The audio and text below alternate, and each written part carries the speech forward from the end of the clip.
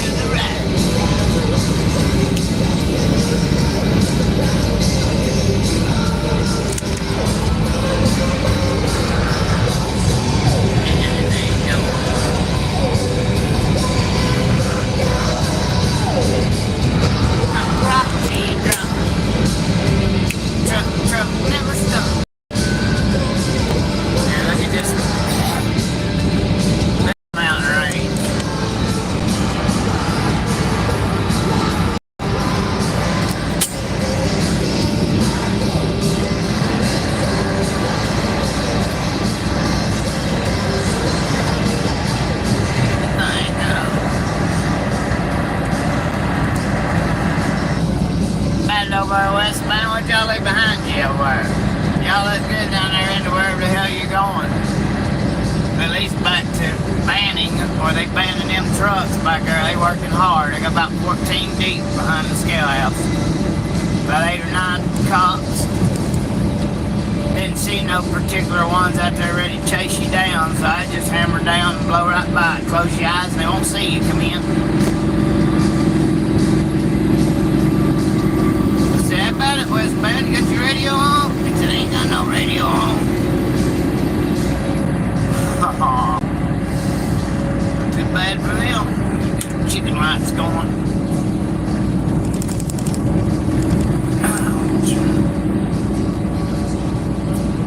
Rock, till it got. Truck, never got. Anything goes. Anything goes. Yeah. Ain't that pretty?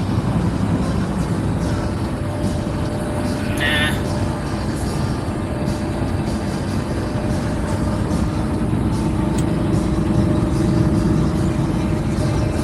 Yeah. I like to have a CR60 and run up there, climb them hills. What do you think of CR60 making it through there? I'd take an RM80, wouldn't it? YZ80. It would be an awesome setup to carry along in the big truck, and it wouldn't be hard to do. It'd be get a Honda CR125 or a KX125 or a YZ125, preferably in the reverse order, because I like Yamaha. With a YZ125 engine on a KX60 frame. You can pop the handlebars off, pop the front wheel off, hell, you can throw that in your sleeper. You had a top bunk, you can throw it up there on the top bunk. It'd be easy, tie it up back here on the catwalk, wrap it up with a blue, gray, or brown tarp from anywhere but Walmart. Wrap it up like a Christmas present, and then you just get out there and just get you a fistful of throttle, point, twist, and hold the hell on. What do you think about it, Cindy? You give me a CR60 for Christmas? That would be so awesome. But hell, I'd just be happy to have a CR60 with a CR60 engine on it. What do you think? Big old giant on a CR60. I can see it now. I guess I could YouTube it. Y'all be laughing your eyes off. Give me a clown uniform so it looks so stupid.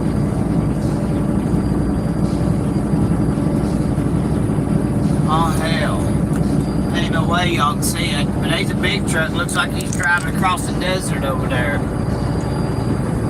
He's right in the middle of the screen. Right in the middle. That's all. What's that old route over there? Let's see here if I can figure it out on it. Ram McNally's GPS. Oh, maybe that ain't the old road. I bet it is. That big power line road, Desert Center, California, A. Knows how to party in the city of Compton. Compton drunken. It looked like he's just going right straight across the damn desert. I mean, well, we are actually. Stupid here. Let me do something here, y'all. I was gonna make a blur screen, but probably won't if you're way far out. It makes it too shaky. Shaky's that dirt mound right there. That big truck gonna pop out from the other side of it. Oh, it's traffic coming. We can't be stupid while we're being stupid.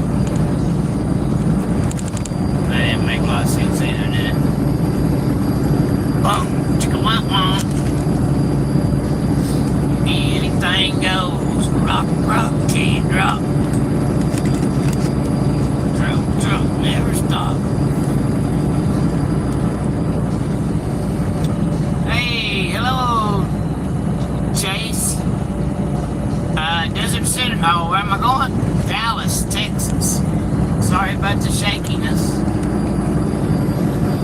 I aired up my tires this morning.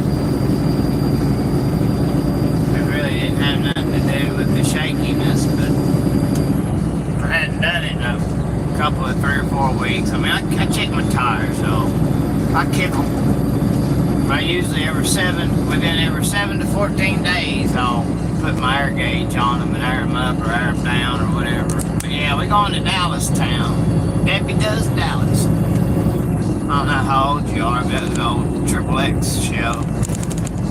Debbie did Dallas. John Holmes, they said was one of the guys back then. I don't know. I didn't watch that stuff. As Dallas made it on the news for some reason. I was lying to know better. Anything goes. Come on, y'all.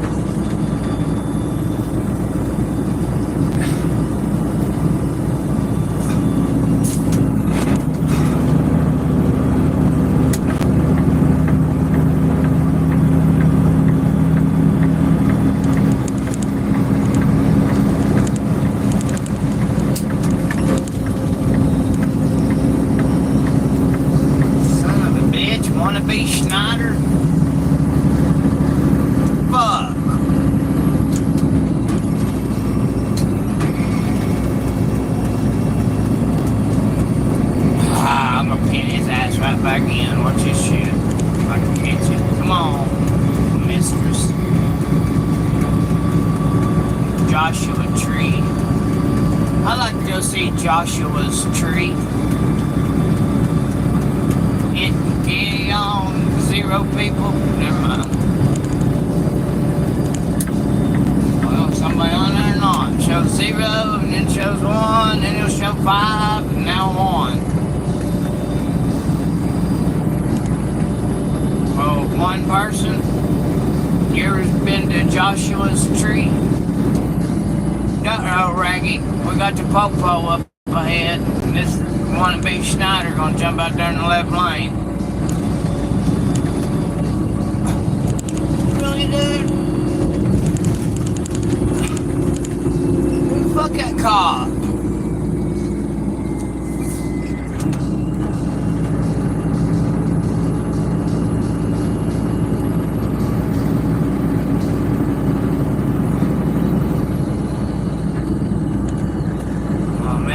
Indian.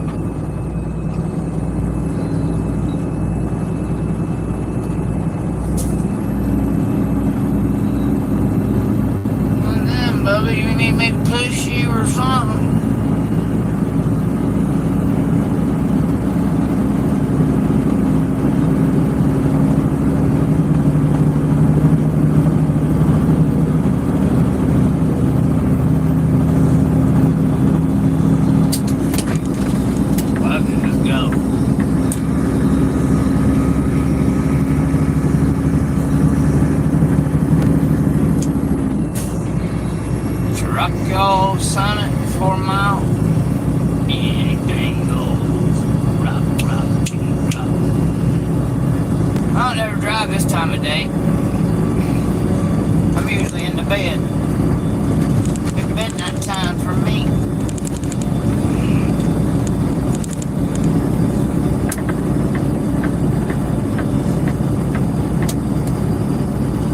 Remember, Raggy, we got a broke down 4-inch wheeler.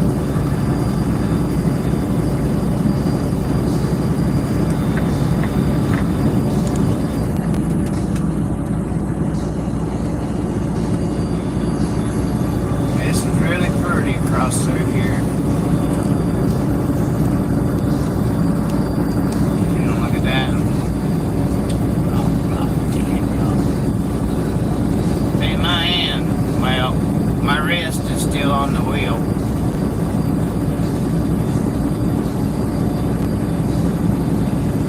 Kia. What does it say? Kia something. Looks like it said transport. I've got Kia. They need to make a Kia Sophia.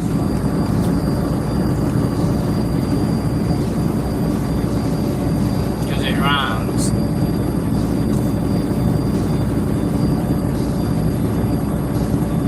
10 minutes.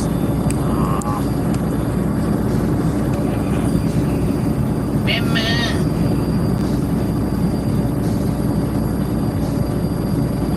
About you, Wild Bill. You still coming on back there, neighbor? My old buddy Wild Bill's behind me. He got 318 Detroit.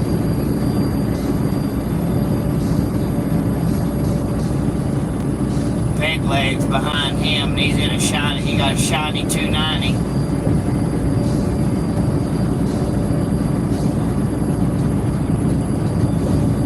Twin club 4x4. He working them twin sticks like you ain't never seen before. Trying to get up that hill. I bet I'm probably 5 miles ahead of him right now. I bet you Wild Bill. I bet you Peg leg.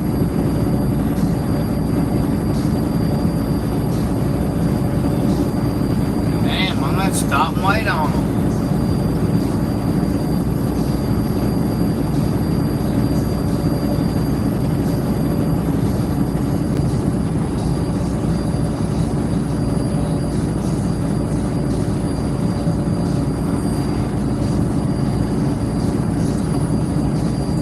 I really wasn't trying to go live on YouTube, but I figured this would be a pretty sight. Especially I've been going live. Might as well do some live feed where you can see the desert. So I appreciate you stopping by here. Trucker Life. That's right. Do you pronounce that George or you pronounce it Jorge? Is that George Valdez? Jorge Valdez? He's all over YouTube. He was part of the Cocaine Cowboys. Actually, he was the Cocaine Cowboy. He was the one that got Sal and Willie into cocaine. They's real good documentaries on all that. But, I mean, when I look at it, I want to pronounce that the way it's spelled as Jorge. But usually I would pronounce it George. Desert Center, Blythe, 68 mileages. 68 miles.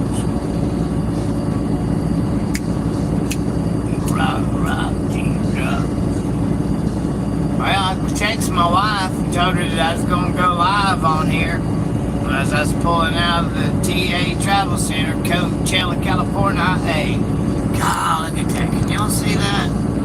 Or you? Look at that. Ain't that beautiful? I mean, it ain't as pretty as God's country, Southeast Tennessee, but I got that rating right up there next to it, don't it? The deserts are pretty. They always say the prettiest place in the continental United States is God's country, Southeast Tennessee. But this is absolutely beautiful.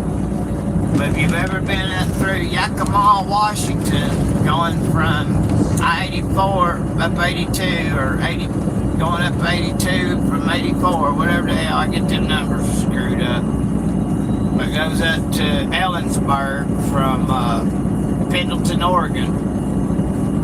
First time I made it up through there, when I got north of Yakima to the top of the mountain, there's a lookout point up there. But once I got about 10 miles northwest of Yakima, it looked like something off a Harry Potter movie or something. The mountains, you're climbing that mountain and it's just like a big old, like, I don't know, you're climbing the mountain, you're looking over the valley at another mountain on the other side, and it just looks like something off of a Harry Potter movie or something. Looks like it's like all in 3D. I mean, I was just absolutely, totally stunned when I got up there. And I stopped at the parking area at the top of the mountain, and it looks out over that Ellensburg Valley. But there's no restrooms or nothing. There's one rest area that has restrooms, full facility. But the next one is looking out over Ellensburg Valley. They ain't got no restrooms. They got trash cans and stuff, but you wouldn't believe all the litter. Seriously. There was litter everywhere. Everywhere. I didn't pick up the litter that was in the ditch on the edge going into it behind where the trucks park. But I spent like an hour, 30 minutes up there after I looked out over the Ellensburg Valley. And I sat up there 15, 20 minutes looking out, and it just kept eating at me, the litter and the truckers that pull in there in the litter. So I didn't have no garbage bag. All I had was down Bilo bags. Well, you probably don't know what Bilo is. Walmart bags, dollar store bags, grocery bags. So I got me a fistful of them, stuck them in my back pocket, and got one. I started picking up trash. And they were shit bags, or drivers shit in the bag, and they just throw it out the damn door. Right there on top of Ellensburg Mountain. I don't know what the name of the mountain is, so if I don't know the name of a particular mountain, I just call it whatever town is near there. So Ellensburg was the closest town, so Ellensburg Mountain. And that driver seen me doing it. I had a brand new pair of gloves on, just regular work gloves. I didn't want to get them dirty. But I damn sure didn't want to pick up no shit bag. That other driver got out and he had a regular garbage bag, and we just double bagged with what I done already had in the Walmart bags, dollar store bags. I ain't quit saying Walmart. I hate Walmart. But, so we filled up 2 big garbage bags just off the concrete truck parking, car parking. State trooper pulled in there. Washington State trooper, and asked what we had done. And we're cleaning this place up. Well, who are you? And I just thought, what? Well, who are you?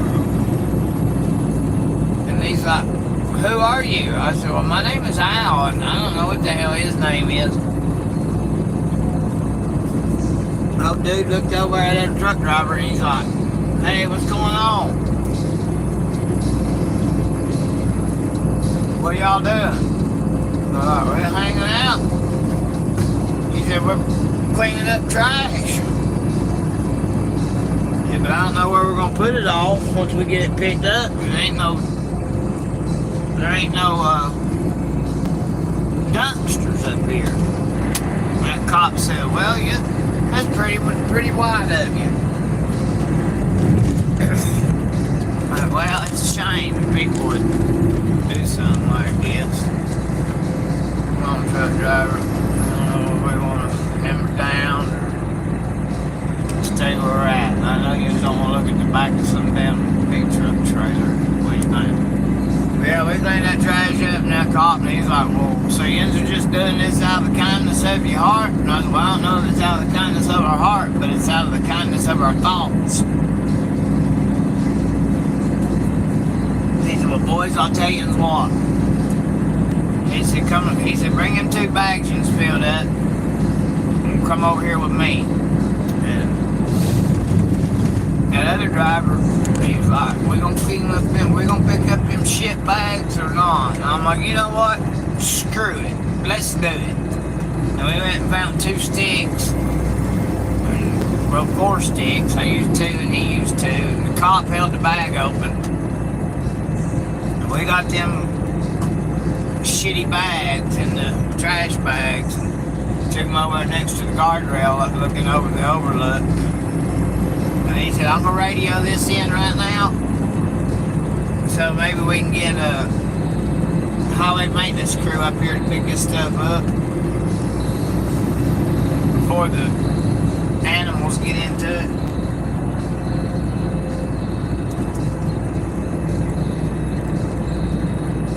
That cop was really appreciative of us doing that. But I wasn't doing it I was just doing it because it's beautiful up there.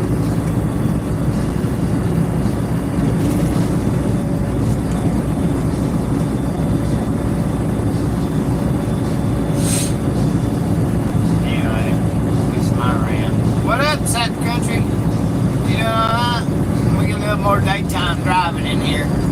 Sorry, I didn't notice you. Oh, easy, no. Yeah, I'm doing all right. Doing just fine. Riding around with the top up. Coming across the desert, headed towards Blythe.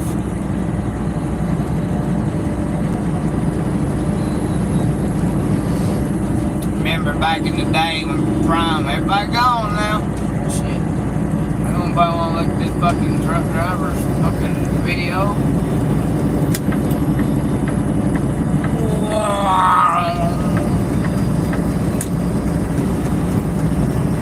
Prime used to have hammered down big trucks back in the day. Yeah, hello there, neighbor.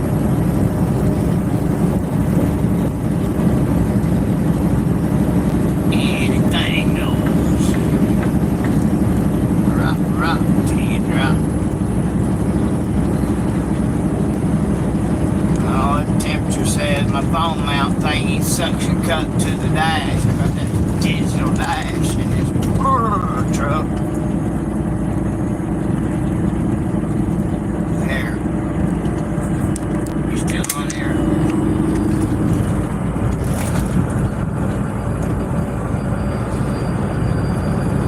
That's beautiful.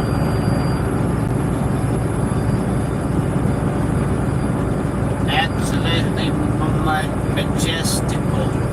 Not as majestical as Ellensburg Mountain, but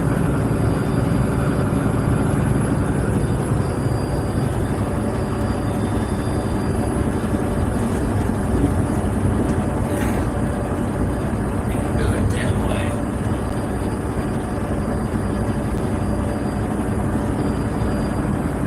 That is wild.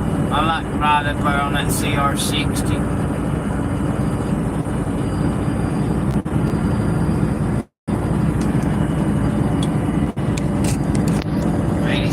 87 Honda CR60 with a YZ125 motor on it, or YZ125 motor on a YZ80 frame.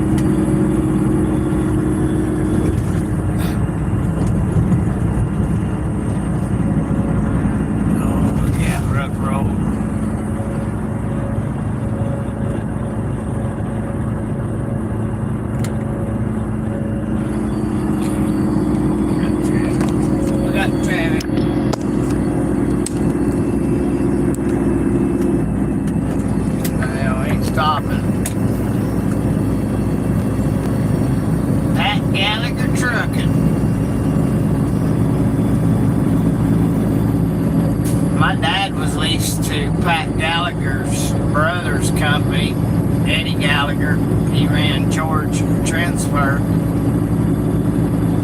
out of Knoxville, Tennessee. Dad really enjoyed working at George Transfer more than he did Mason-Dixon. Come on, four-wheeler. Get on by me. Come on, four-wheeler. There you go. Yes, love.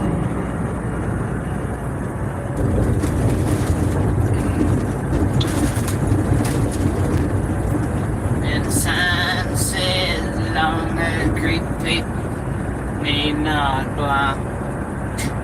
So I cut my hair off 2005, and I went in and asked him why.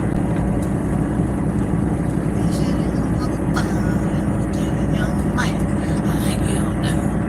Why didn't you told me to go up my hands and imagine.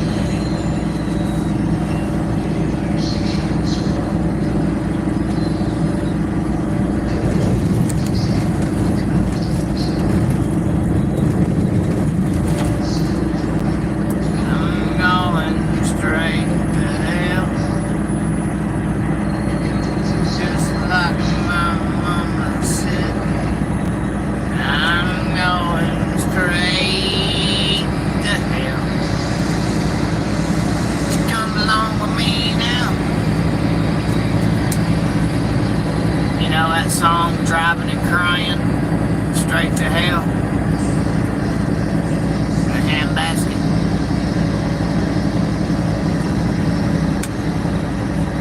Rock, rock, till you drop. Rock, rock, never stop. Ouch.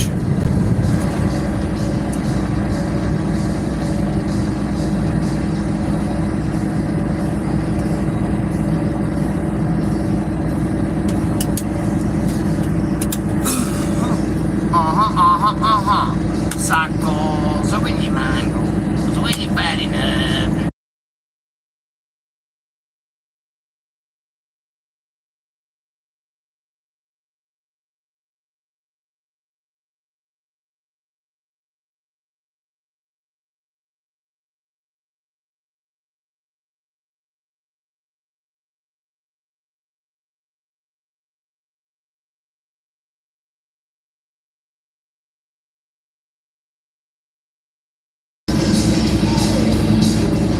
From one person to two people to no people. Hello out there, YouTube. Tough country.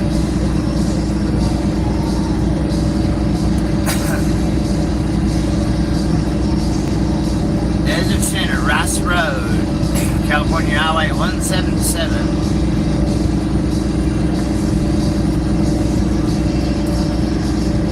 Oh, that road goes. Right curve ahead.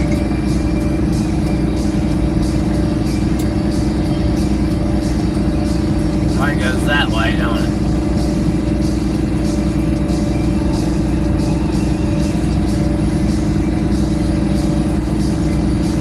Tracking it down on my ram at Nally. Railroad crossing. Hell, don't tell me what town that is out there. Aqueduct Road. Aqueduct Road.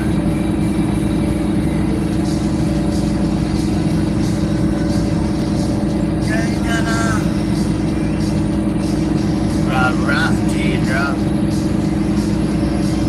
Rock, rock, bitch won't stop. There's cactus. And I can't show you, I got cars beside of me, sorry. You can see the left over there.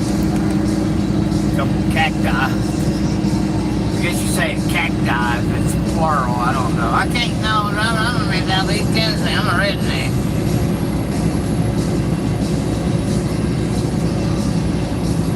Might be redneck, but I'm rednecker than you. Just a song. I'm just stupid.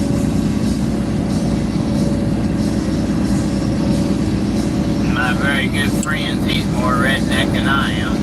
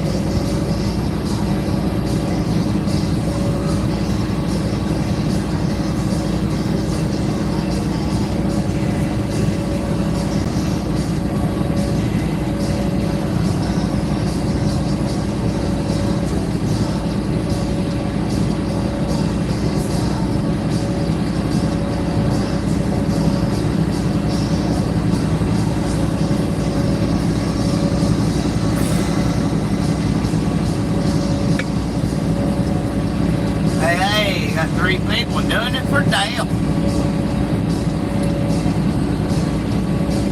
3 people and 3 lots. Well, eastbound down, loaded up in trucking. That's right. We gonna do what they say can't be done. No, I ain't got nothing hard to do. Got plenty of time to make Dallas town. So how are you, Joe? Joe?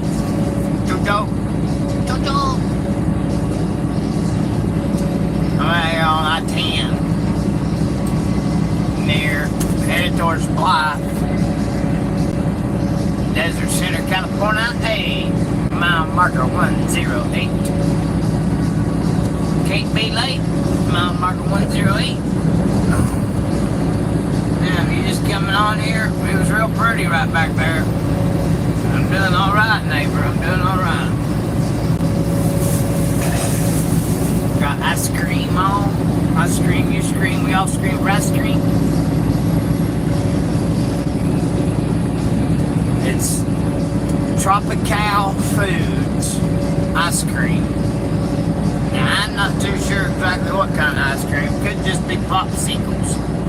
And I don't know how to read the... hell, I was going to take the phone off the mount and show you the scenery over yonder, but...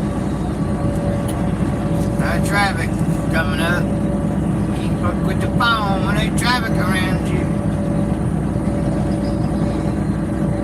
Come on, 4-wheeler.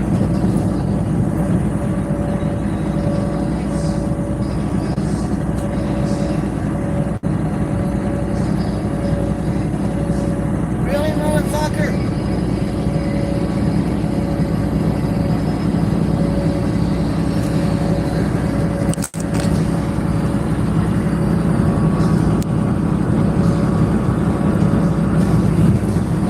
It's a lot brighter than that phone screen than it is down here.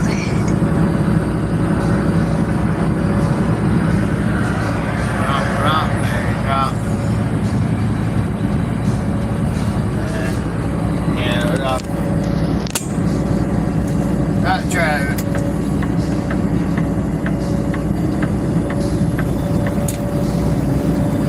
Get all around these guys here. Motor. We are, baby, we are.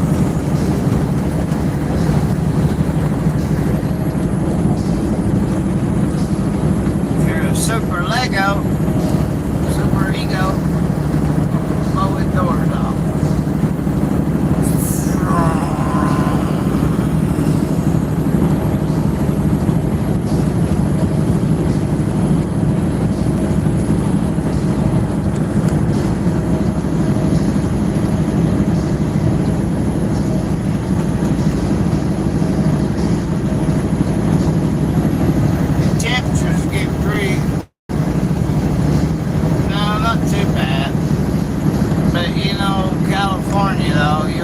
Spurts. You got all these guys riding in a group, spaced out.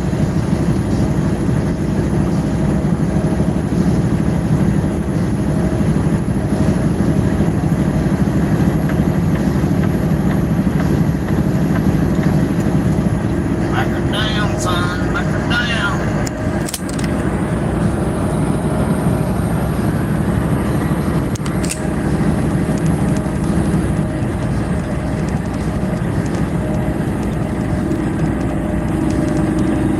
Phone fell off the mount. You see that?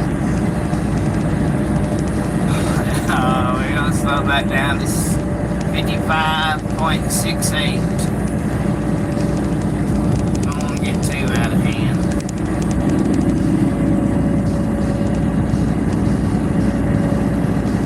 Don't need no 14 mile an hour over the speed limit deal. So we get a speed ticket with this company, you get fired. No strikes.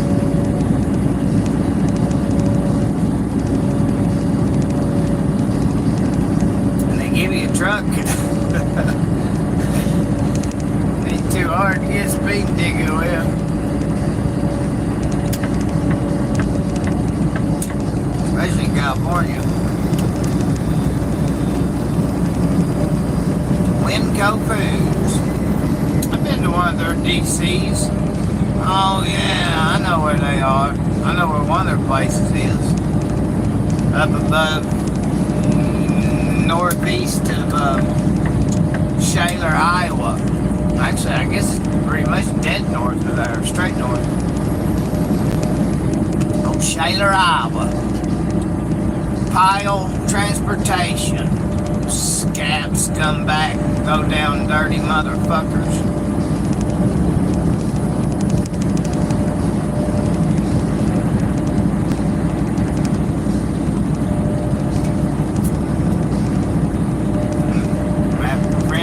Noah.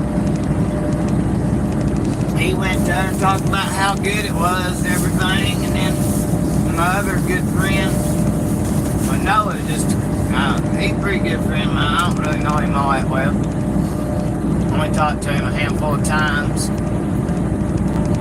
Met him 2 or 3 times.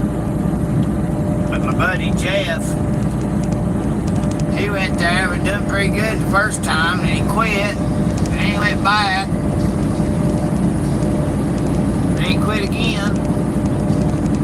And I hollered at him and went to work there. Man, they screwed me out of a ton of money. And I don't know why I kept on working for them. Fucking stupid. We ain't get no paycheck.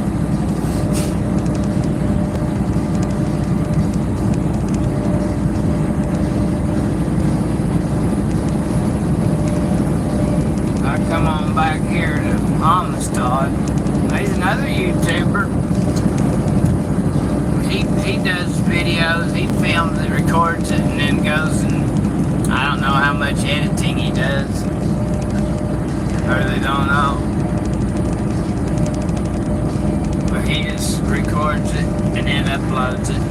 But it's easier to just go live. You never know what might happen. Well, I might have a wreck. If I had a wreck while live, I guess it'd be on video, wouldn't it now?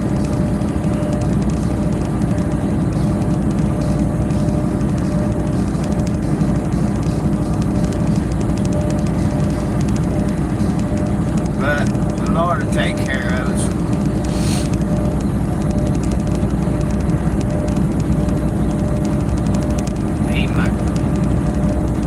Savior. Well, God's always took care of me. And I can't know why.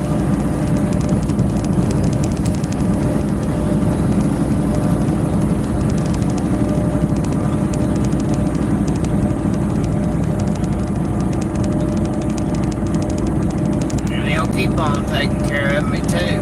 And I don't know why. But he does. Throw caution to the wind and let Jesus Christ handle it. He'll talk to his dad, and then they'll take care of you. Amen. Amen. In the name of the Father, and Son, and the Holy Spirit. Amen. This ain't church. Real life trucking.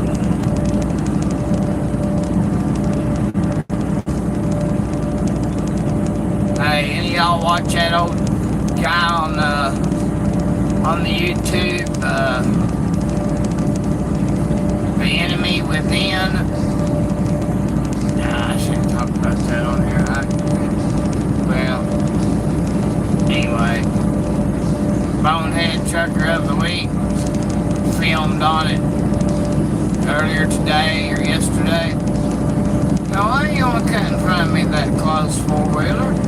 Hey. All over the road. Making the phone go blurry.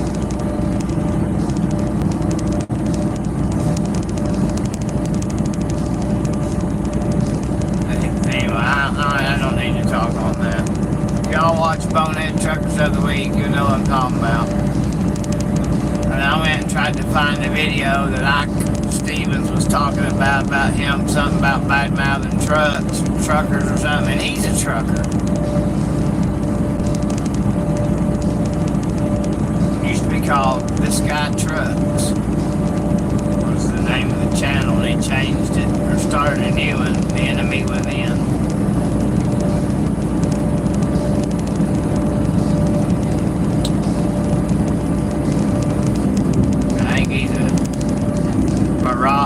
Biden supporter. I mean, I don't care though.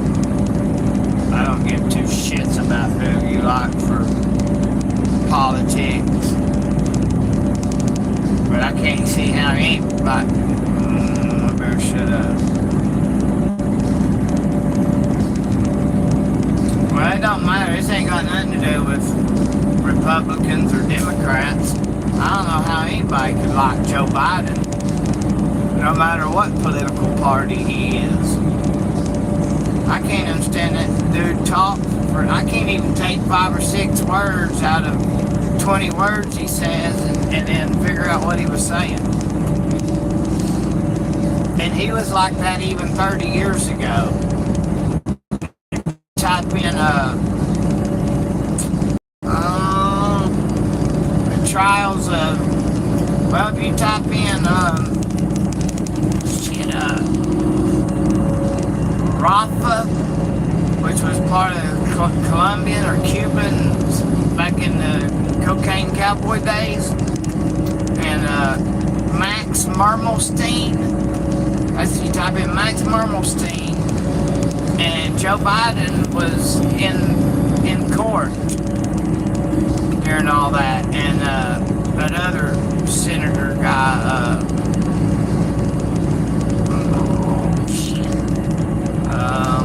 Bob Booley. No, it wasn't Bob Booley.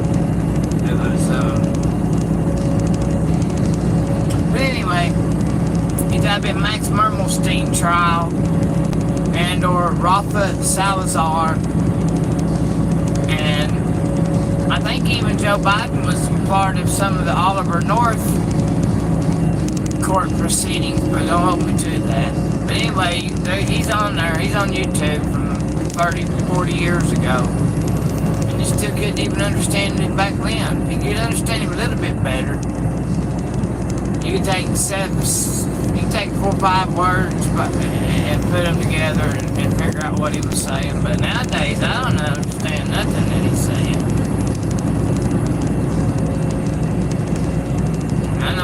I don't talk the best. I ain't the smartest. I ain't the sharpest tool in the shed, but I'm pretty sure my tools are in the shed.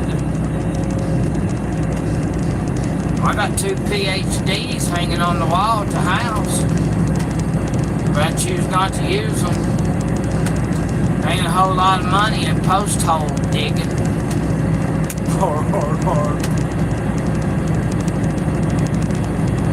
That's hard work. PhD. Post hole digger.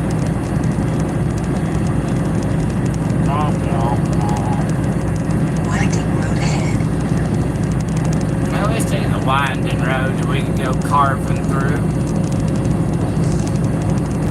Hey, 70 miles an hour. That don't even make no sense.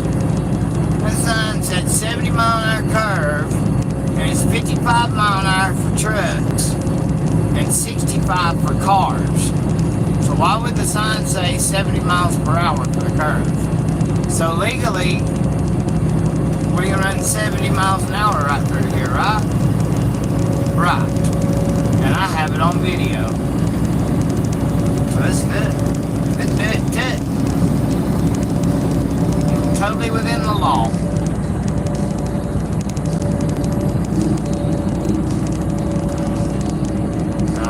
Coming up on a construction zone. Summers.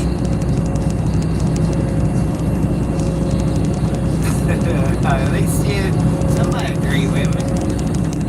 No. There's a construction zone somewhere up here. No, I don't speed. I don't go flying through construction zones. My wife had an uncle that was a construction worker. And he'd talk about cars, big trucks coming through there flying. And some of the stories he'd tell, just make you think twice, Like, if he was still with us today, if you could hear him talk and see that commercial that used to be on TV back in the Y2K era, or whenever it was. Remember them commercials? It was like an office setting, well, it's kind of like a house, but it's an office, set up like an office, and desks and people sitting at it, and then their car comes crashing through, comes in one wall and goes right through desks and stuff and out the other one. And so how would you like it if somebody come through your workplace at 80 miles per hour and crashes through the desks and stuff? They should have to play that commercial on YouTube and on public broadcast system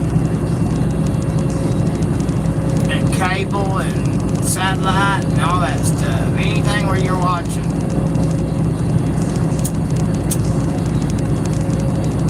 Because if I could make ads come up on here, I'd put that commercial on here. Damn sure would. And after, 5 or 10 seconds, you could skip through it if you wanted to. Eventually, I'll get enough subscribers and we can do that. But I'm not going to load it up with no damn commercials. I don't even know where this is going with this thing, with this YouTube. I don't know. I'm not nobody special. I'm just plain old Al that drives a truck, talks to myself. I keep waiting for somebody to knock on the door and then put me in a padded room.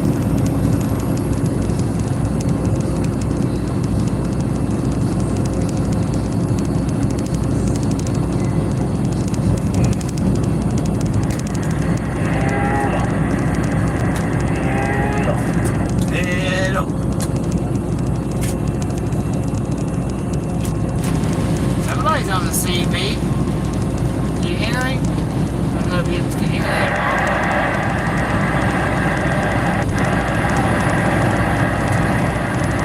Yeah.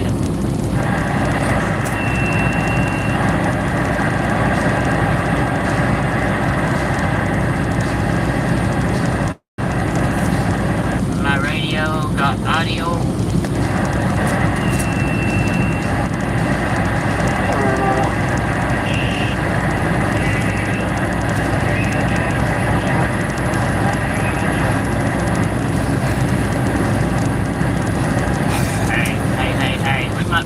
Skip today. Popcorn on YouTube. Colonel Vision. Y'all know who I'm talking about? He's a CB operator, ham radio operator from, I think he's around San Francisco. How about it out there, Popcorn Land? 777, waving a hand. 777, waving a hand. How about it out there, Popcorn Land? 777, waving a hand to all my friends in Popcorn Land. 777, waving a hand, Desert Center, California.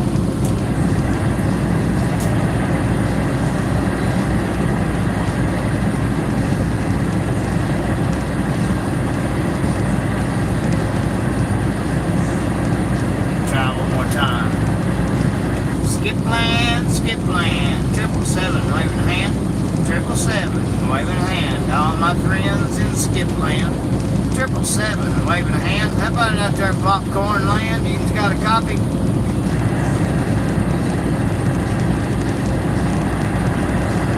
Audio. My radio got audio?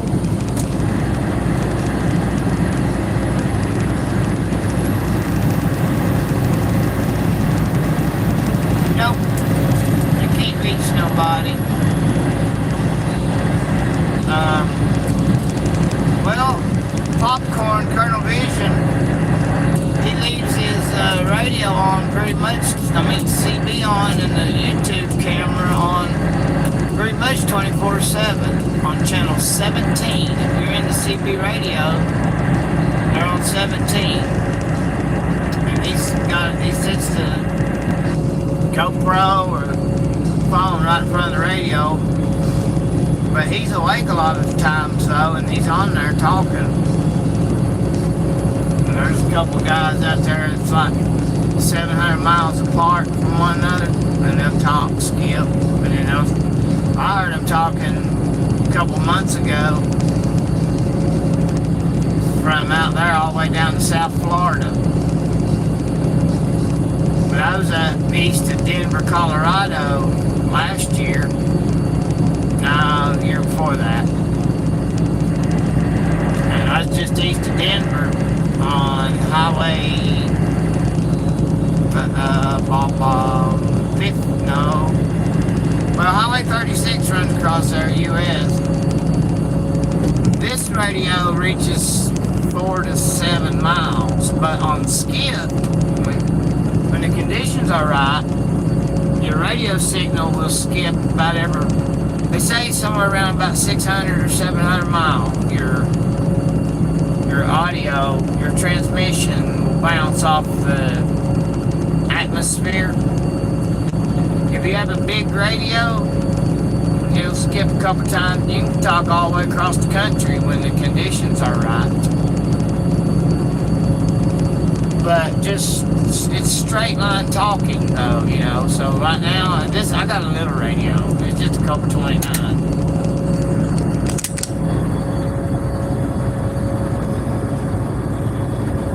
With a telephone cord, Road King. But I have a Striker 955 HP at home. That radio, it'll talk, you know, not skip, just straight talking. It'll talk 14, 20 miles. Somewhere like that. But skip, I talked from Denver, Colorado to South Florida with that Striker. But the radio that I talked from east of Denver to South Florida, the guy they call Street Sweeper, I talked to him out there 5 or 6 years ago with General Lee. I have a General Lee at home. It needs one wire soldered back to the on-off switch. I can't do soldering. I mean, I can do a hack job solder, but I need to get it fixed to put it back in here. I don't want to use the Striker because I don't want nothing to happen to it. I don't want nobody to steal it. I can get this Cobra 29 peaked and tuned and echo put in it, and then I got a linear with me. If I can get to a CB shop and have them match it up to it. It's a 100 watt Bimbo bilinear 100, but with a Cobra 29 and it tuned for that linear, it'll put 150 watts out. But I don't normally run it that hot. But I haven't ran the linear or not. I don't know, my wife could probably tell me. It's been a while. I bought it from Roger in Tennessee. He used to be at the Ponderosa Shell truck stop exit 33 in Charleston. He was big on them Stinger boards and AD something 203, AD 203 Stinger board. It's like a mini amp. And you go in a Cobra 29, take the internal speaker out, and then it'll mount right in its spot, and you can make a 100 watt radio out of a Cobra 29. Or you can buy them RFX. They used to make the RFX 150, and they had the RFX 80, but now they just make the RFX HD 95.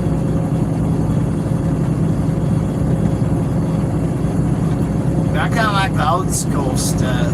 I have a Mirage 88 radio at home that my dad and mom bought brand new in 94 or 95 or 96. There ain't nothing wrong with it, but Dad's passed away January, Mom passed away in 2013, and that radio bounced around in the truck from 94, 95, 96 till 2013, and it still works. So I retired it. It's under the bed at home, it's in my General Lee box, and the General Lee's in one of them Walmart cloth bags. But yeah, if you ever get into like CB radio stuff, it's pretty cool when you get to talk skip. It don't take nothing special either. You can do it with just a bone stock radio. You can 1,400, 2,000 miles away. If somebody's sitting right at the spot where it's skipping. We used to talk to South America back in the 90s and 2000s, Y2K era, with a Cobra 29, Cobra 148F GTL.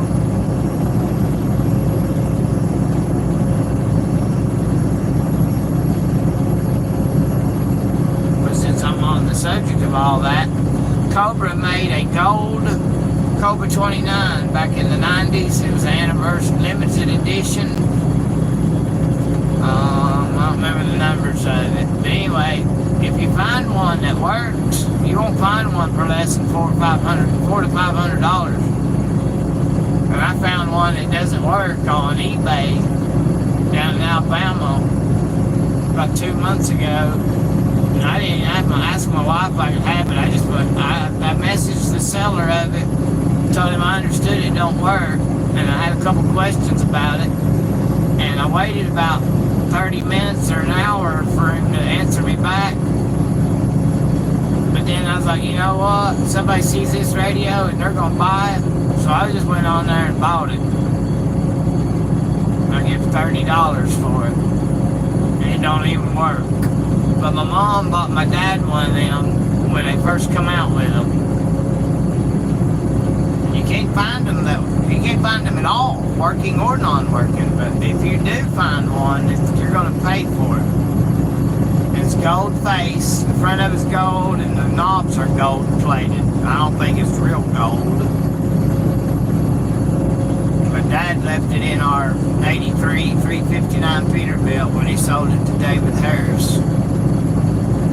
I told him to get that radio out of the truck, don't let it go with it. Mom bought that for you for your anniversary, y'all's anniversary.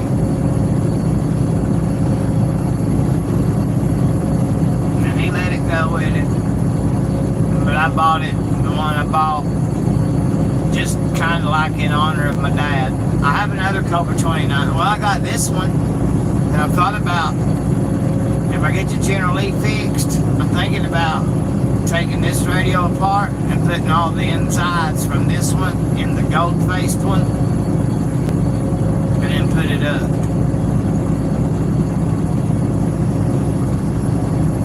If I'm gonna do that, might as well just leave it alone, right? But I need to hook it up and see if it lights up. And if it at least lights up, that'd be fine with me. But probably it just needs a fuse in the back.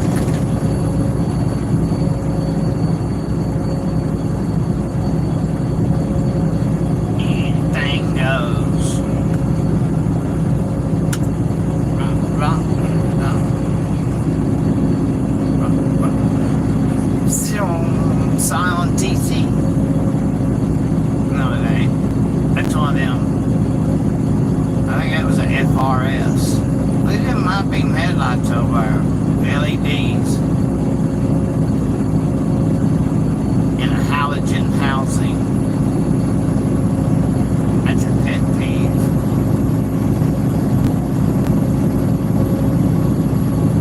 Never mind. Time, guys.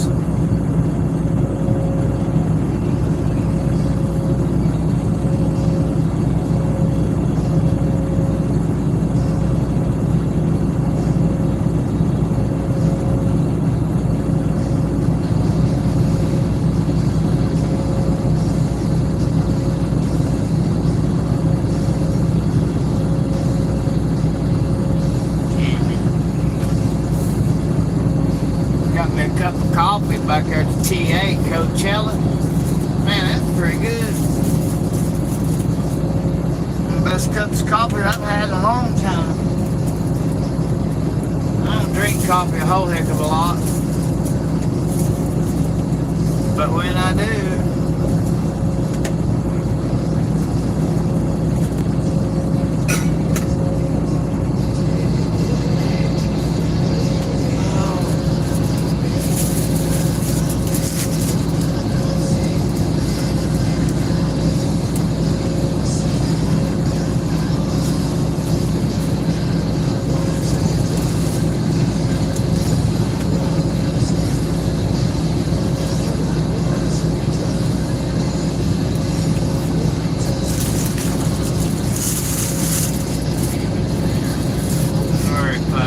getting a drink out of my lunchbox.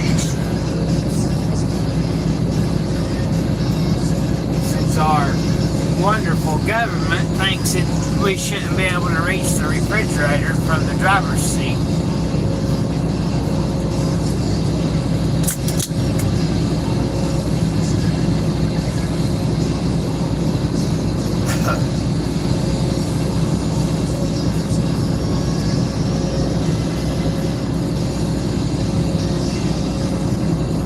Getting 7.5 miles to the gallon right now by the gauge. But I'll check it on paper whenever I get fuel again.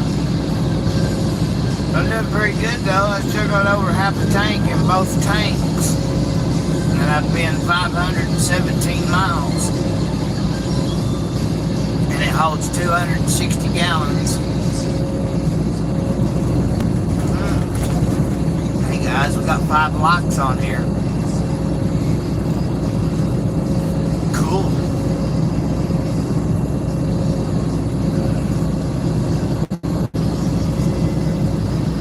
But I don't ask you to hit the like button.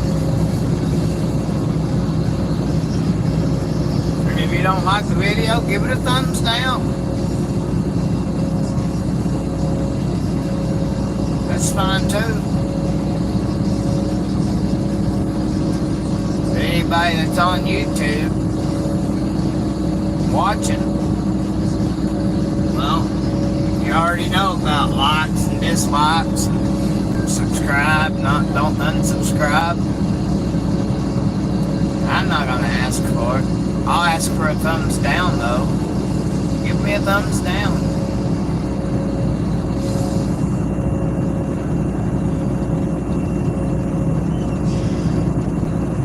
I mean, I'd rather have it the other way, but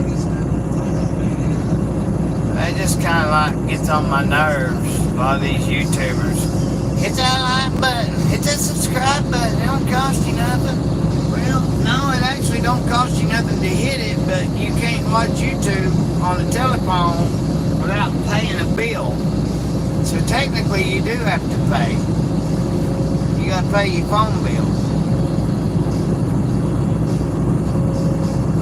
But I don't care. My brakes are good, tires fair. Trying me to drink it, don't stop driving that hot raw liquor.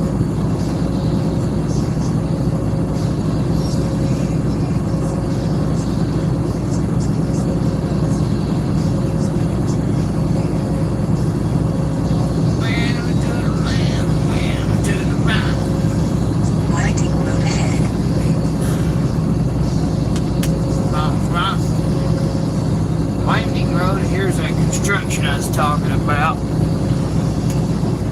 It's been a long way since I said we're coming into a construction zone. But I'm ready to run I-40 across California and Arizona. I can go that way if I want to. It's only like 10 or 12 or 14 miles further, but then you got dropped down out of Amarillo down US 287 back down to Fort Worth, Dallas.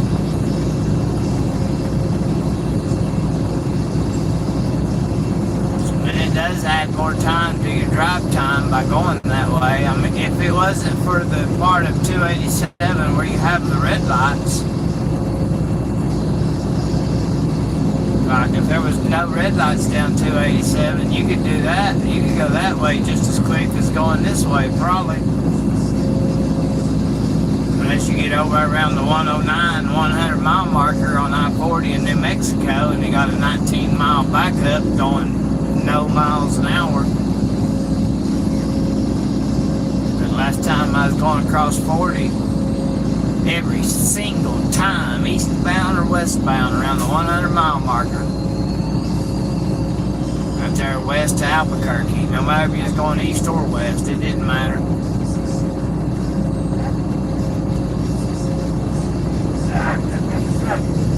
Uh-oh, we got some people talking on the radio. I wouldn't be surprised if you stopped for a fucking $10 Sunday. They ain't, they're not so fast.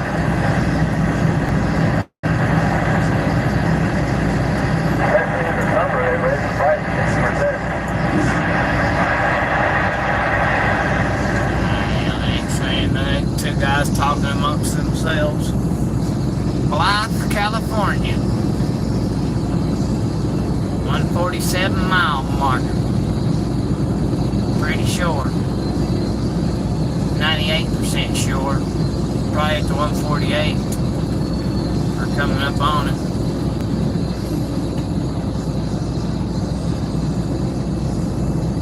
That one old man that got on here the other day talking about, you gotta know where you're at in case of a fog or something or another. I always know where I'm at. I ain't never missed it by more than 2 to 5 miles on the spur of the moment. Ask me what mile marker I'm at, I get it. I can just take a wild guess and not even be paying attention to the mile markers, and I'll hit it within a few miles of where I'm actually at. But usually I get it within, like, right at the mile marker that I'm at or just past it.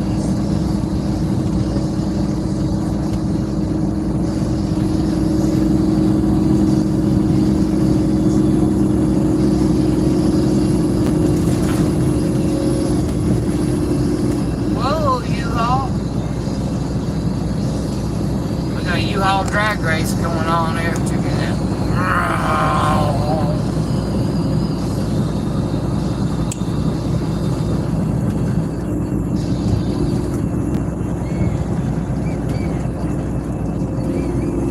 Yeah.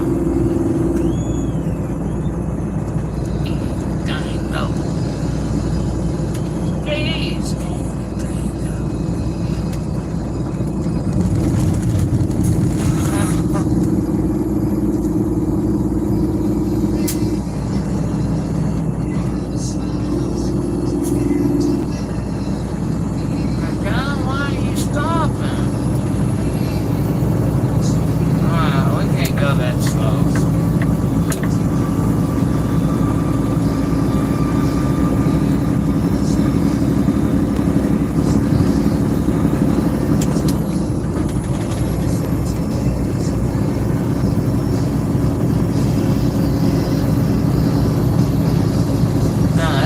Truck right there we just passed, and I'm beside of right now. Just got in front of. Seen him earlier today in Ontario.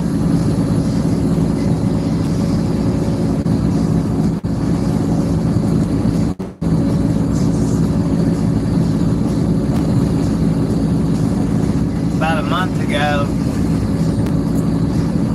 over here in construction. Bench Freightliner. Hey buddy, that little blue dot on your dash, it means you got on your high beams. 10 Roger, 5-2, 5 past 10-4. Roger, Roger Rabbit.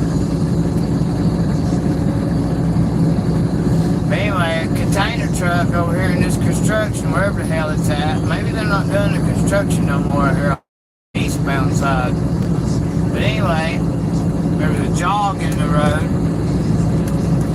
Thank you, Black Man. Appreciate you, neighbor.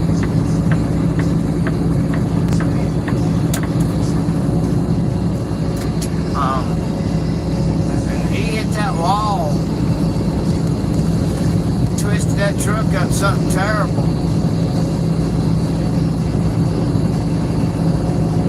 truck was over on the driver's side. The trailer was up on the wall. Hope the driver lived. State border ahead.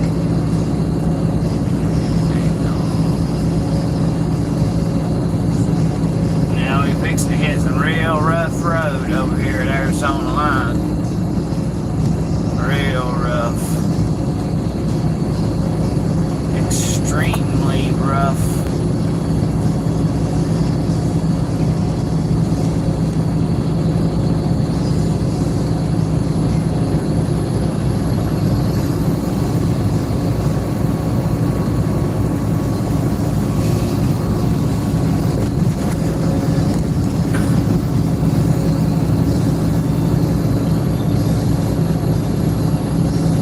I got the All-American burger at the TA last night at Coachella. Man alive, let me tell you what. That shit was off the chain, son. Loaded. Oh. Loaded hash browns. Had onions, had bacon on it. You know, had a heart attack on the plate. A heart stroke. Yeah, it's heart stroke, hash browns, double cheeseburger. I really wasn't trying to get no double burger, but that's the only way it came. It was either double or nothing. I started just to tell him, you know, I'll pay for it, but just don't put a second patty on there. But I tell you what, it was good. It was really, really good. And my intentions was to eat half of it and then put the other half in the Frigidaire and then warm it up in the microwave today. And I sat there and ate every daggone bite of that burger and every bit of them party stroke hash browns. There's Highway 95, that'll take you up to Needles, California. I have done that before. Come over here and hit 95 and go north and then go east on 40. I used to do that all the time. The first time I was with Amistad, because I don't like I-10.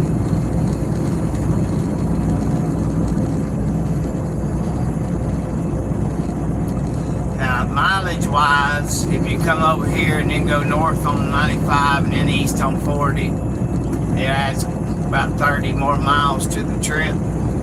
But if you go north up to Barstow, Domi from San Bernardino and then go east on 40, it's only like between 8 and 14 miles further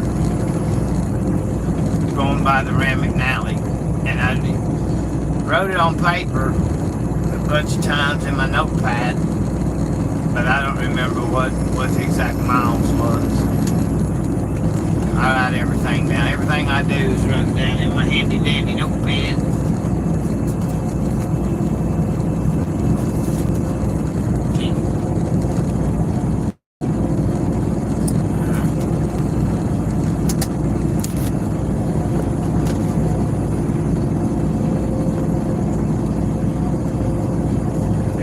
Focus in on it, but that's my load info.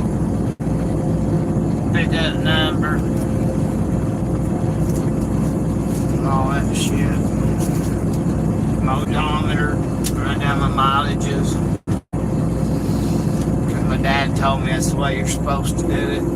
Sometimes I forget to write down an odometer, my mileage. Way station ahead. And some companies make you do it for every state line. Not too many companies make you do it anymore. But there's still a few out here that do. So we can keep up with the International Fuel Tax Agreement, aka IFTA. I'm sure y'all know about IFTA. I don't know how many truckers I got on here in public. None. I don't know. Are y'all truckers?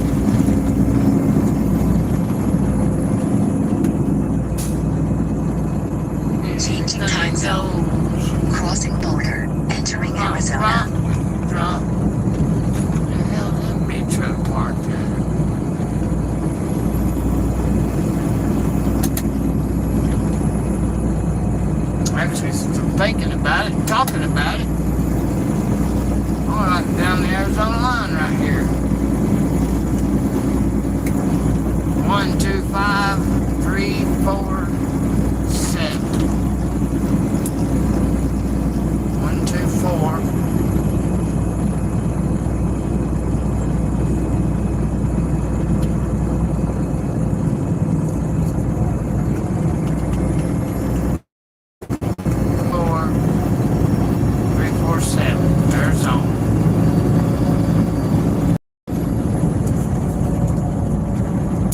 Got it. Oh, shit.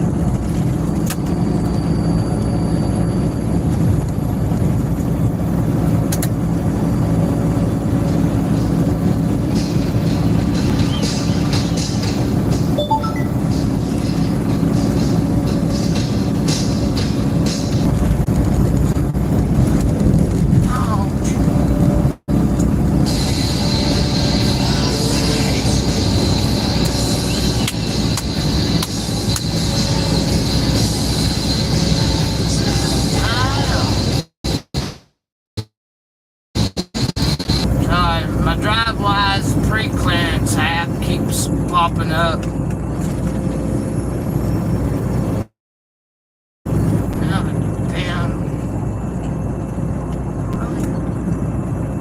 Rise up, gather round, rope this place to the ground, rock on.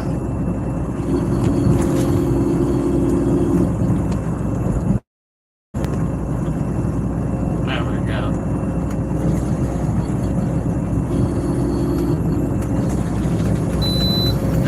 Cross them are closed.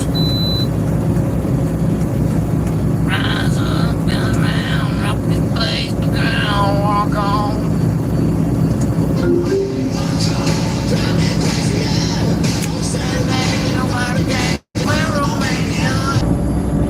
Okay, I think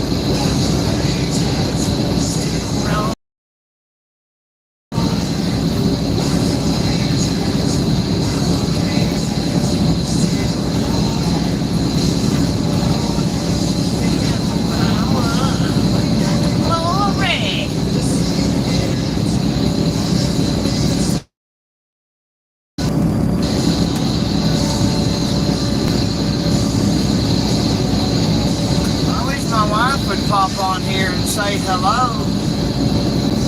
I text her back there by that Coachella.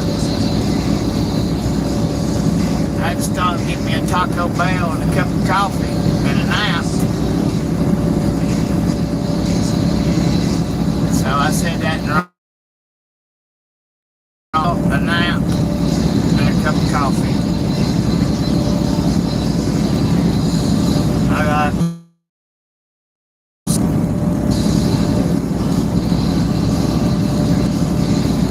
California time.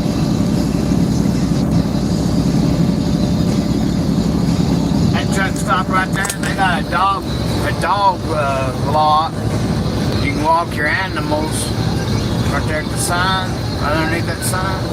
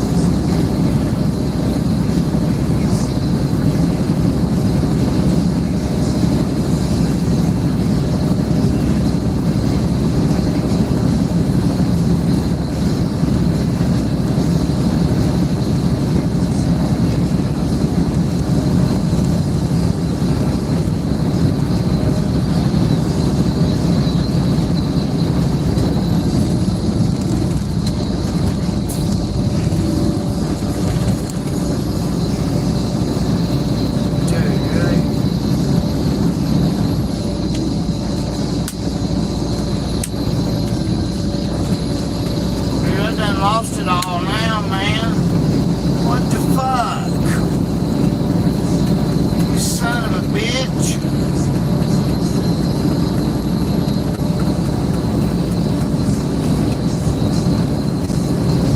Driver, you passed that truck a long time ago. You could have got over.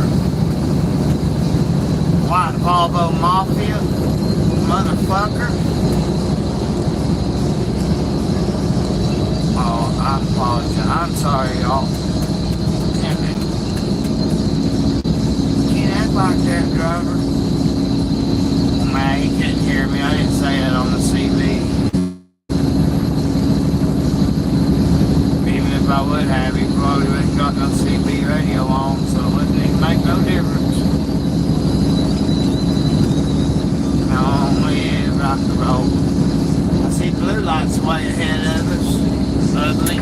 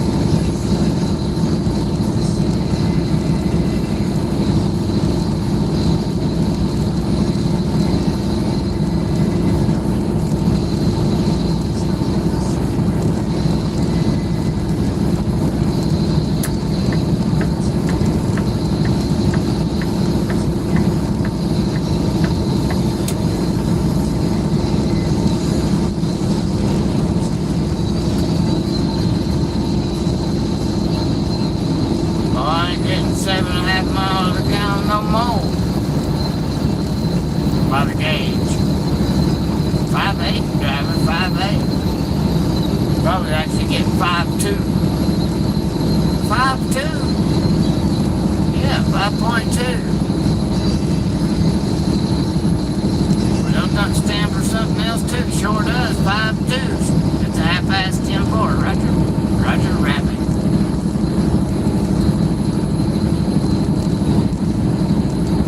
Rocking pages. Still rolling. Rock and rolling. Got the power. Got the glory. Did it. Roadside.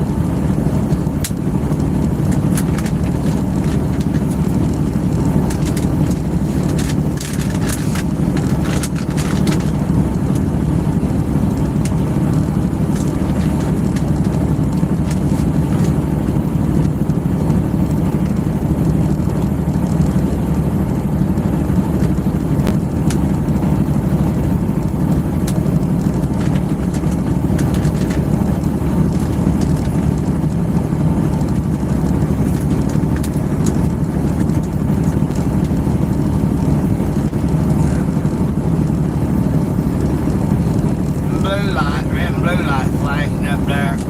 I seen them back there. I don't know what was that. I called it out a long time ago though. So we'll go by the tripometer, 218. But I called it out like 5 miles ago. I still ain't got up here to it yet.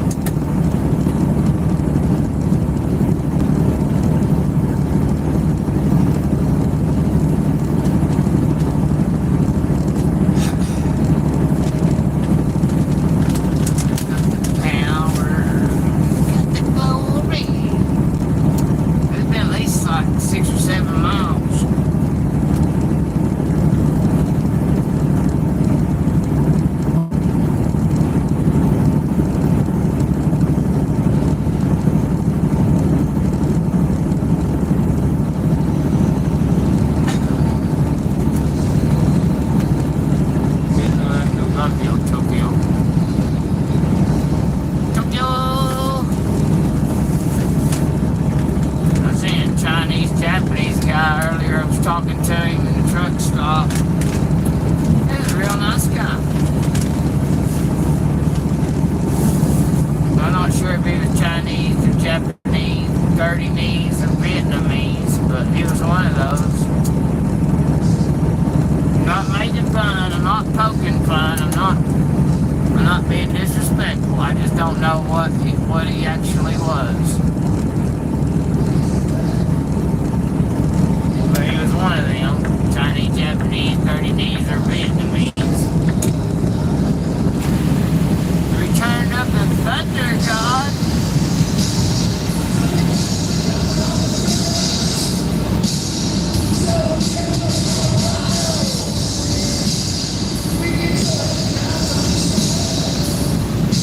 Talking about Rick Allen when he returned to Def Leppard after he lost his arm.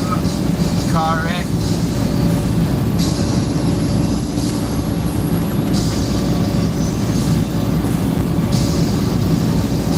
Long live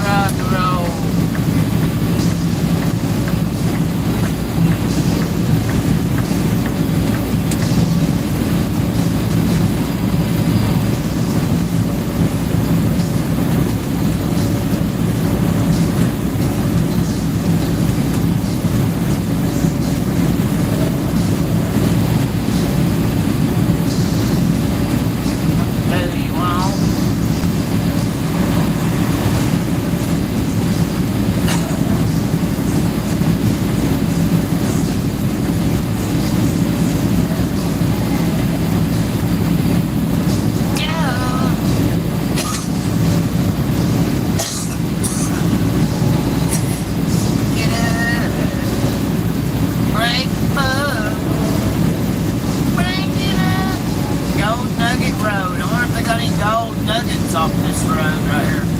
He goes, love. And we got 5 people on here. Hello, y'all. What up?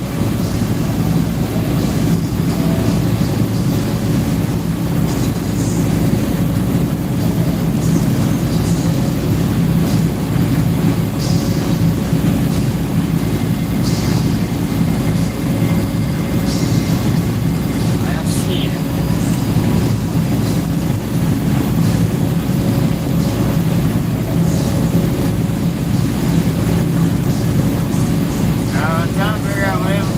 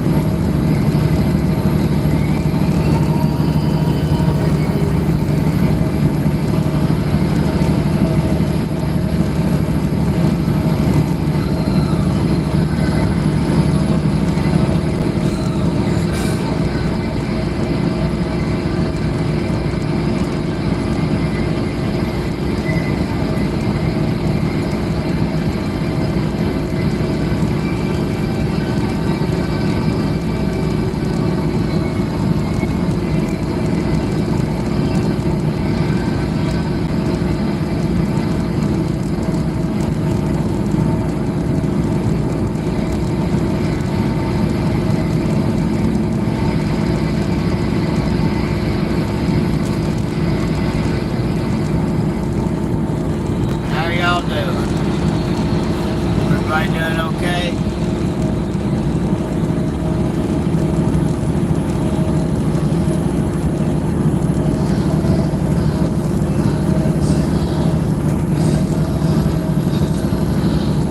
What up? My hands is on the wheel. I can touch the phone.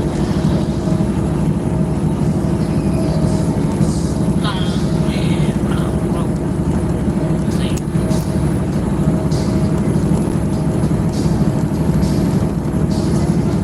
That's the steering wheel.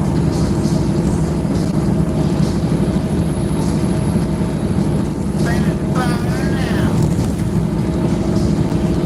Fade away.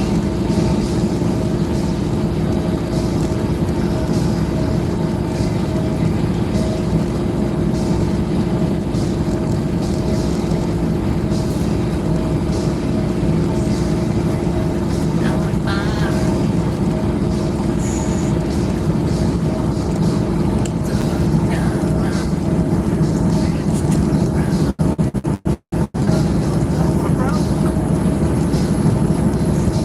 Rock on.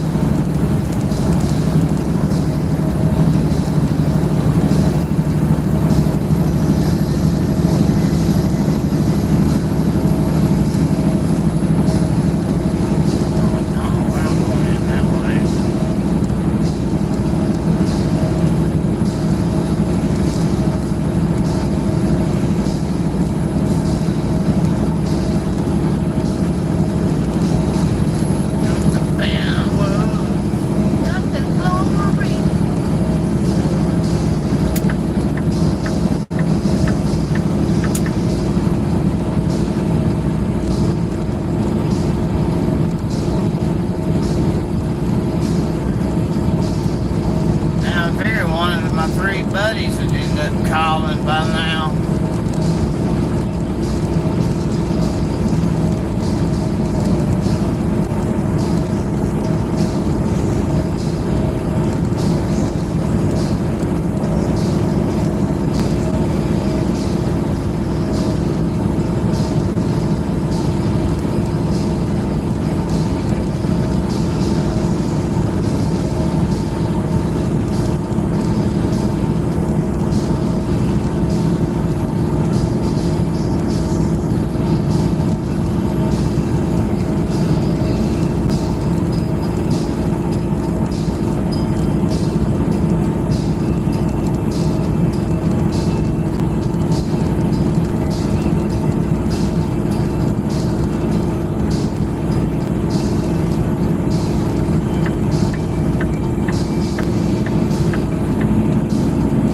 But then in summertime and stuff out here in California and Arizona, I ain't no owner operator or nothing, but I try to take care of my truck. And the hotter the temperatures are, the more wear and tear it does on your tires. Now I know we got radial tires, but back in the day, if I supply tires, you run in the day and run hard, or just at the highway speed, you're prone to blowouts, even if you kept your tires in tip-top shape. Airing them, checking the air pressures every week, every day, you're still subject to a blowout. My dad was real particular with his tires. But in the middle of the day in the hot blazing sun, it's hard on your tires. So that's one reason I try to run at night. But in the long run, your tires are going to last longer.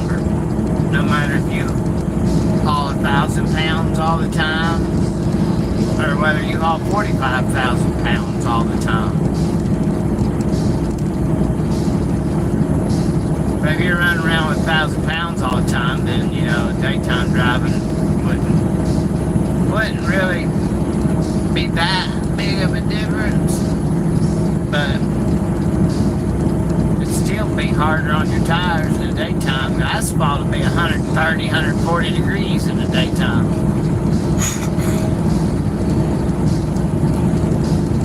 I have a digital thermometer at home. And out there, when my dad lived in New Boston, Texas, we'd take that thing outside and shoot the asphalt and see how hot it was. It'd be like 138, 142 degrees. So you take driving on that in anything, a car, a motorcycle, it don't matter, anything. That heat's gonna put heat in your tires more. When you're running at night, you don't have the sun blaring down on the asphalt.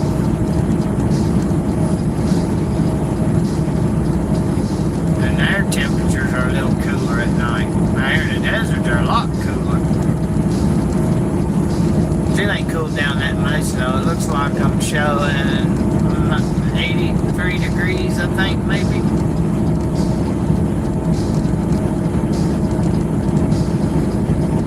We're down to one person. Hello, one person. How are you tonight? I greatly appreciate you stopping by and spending some of your time here. For real, no shit. Thank you.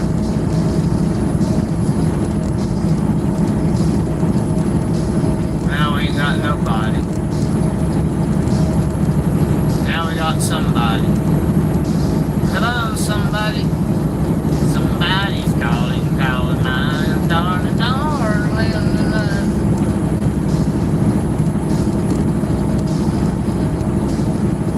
Pyromania. Rockin' ranges, rockin' rollin', still a rollin'. We got the power, we got the glory. Pyromania, come on, what do you want?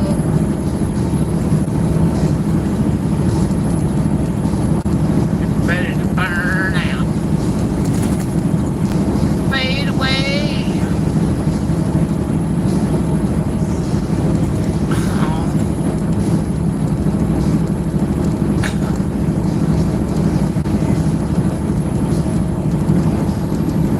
Down the ground.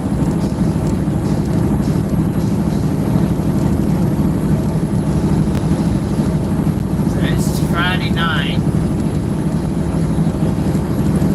How far away I am from delivery. Let's see, guided search, new location, address. Where am I going? Dallas town. Dallas, Texas. North. Cockrell.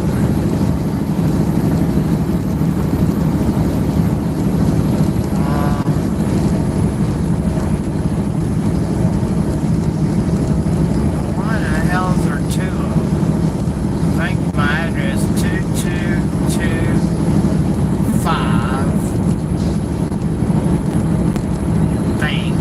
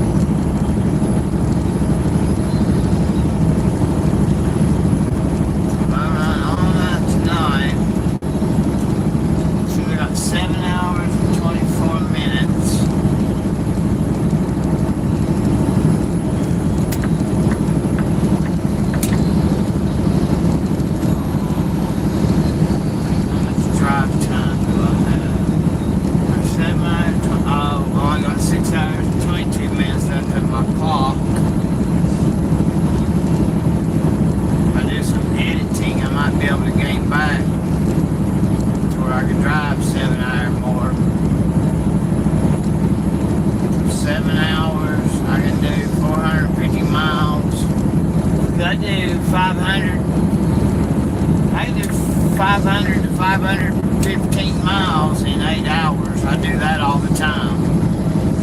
Well, not all the time, every time, but I do it quite a bit. If I take off and don't stop for nothing, absolutely nothing. If I get in any kind of backup, that'll knock it down to like 500, 498. If I don't have any backups whatsoever, I can do between 502 and 515 miles in 8 hours. And if I do that, I usually don't do a 30-minute break and take back off. If I run 500 miles in an 8-hour clock, I usually just stop and call it a day. Save those other 3 hours for my recap hours.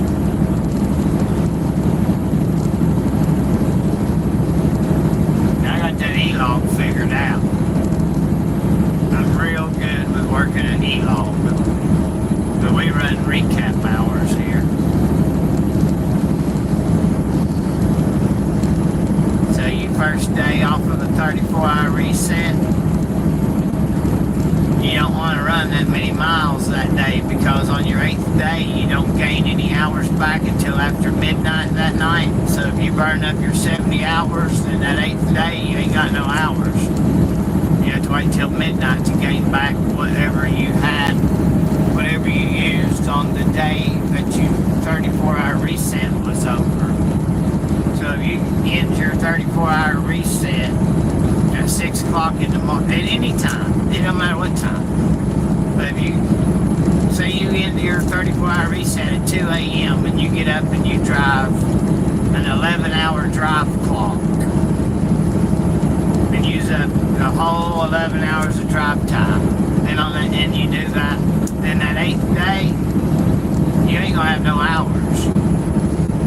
Or if you just run 8 or 9 hours, then that 8th day you'll have 3 hours or 4 hours. And then that's all you can drive until after midnight. So when I do a 34-hour reset, I try not to use that much, I try not to drive that much on that day. So it's kind of like putting those hours in the bank, in a savings account, and then you can use them anytime you want. So on that 8th day, when you don't gain no hours back, if you don't do much driving after your 34-hour reset, on that 8th day, you'll have that time to use.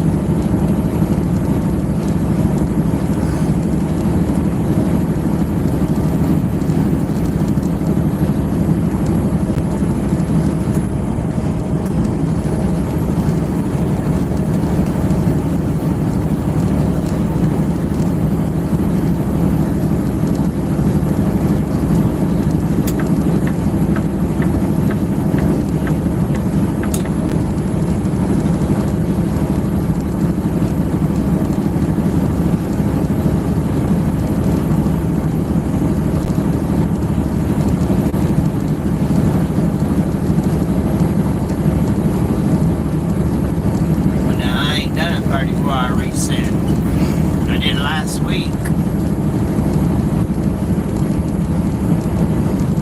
So I don't know what day my 34 was over. Probably on Monday. Yeah, last Monday. So I won't start gaining hours back until Monday, but I didn't burn up all my hours on Monday. I only worked a couple of hours that day on drive time. And like 15 minutes of on duty not driving. So I still have those hours. And I still got 41 hours and 54 minutes. First couple of days, well, the first day I didn't run that many hours, and then the next day I did do a full day, but it overlapped over midnight, so it kind of balanced out, and then I did a 10-hour break, and it only had like 4 or 5 hours of drive time before midnight. So I got a bunch of hours in the bank. I got a shit ton of hours in the bank. So that 8th day, I'll be able to run a full day. I don't have nothing to worry about. and then I'll start gaining time back. And tonight I'm going to run my clock out. All the way out. Totally out. And then I'll be able to PC to a safe place to park. And hopefully that'll be like 15, 20, 30 miles up the road. And park, and then that'll be off duty, not driving. I mean, off duty driving. Off duty personal surveillance to find safe parking. And then that'll help save some hours on my 70-hour recap shit. But I may get tired before then though. And if that happens, then we're gonna shut her down because I ain't driving sleepy. I should have said that correctly.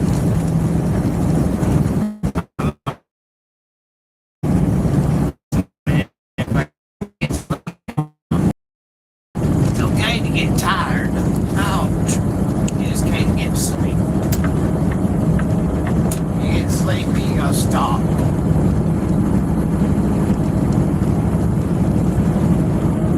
It's not worth it. I don't care what you're doing. I don't care where you're going. You get tired. You know, people say, pull over and take you a 15-minute nap. Well, fuck that shit. If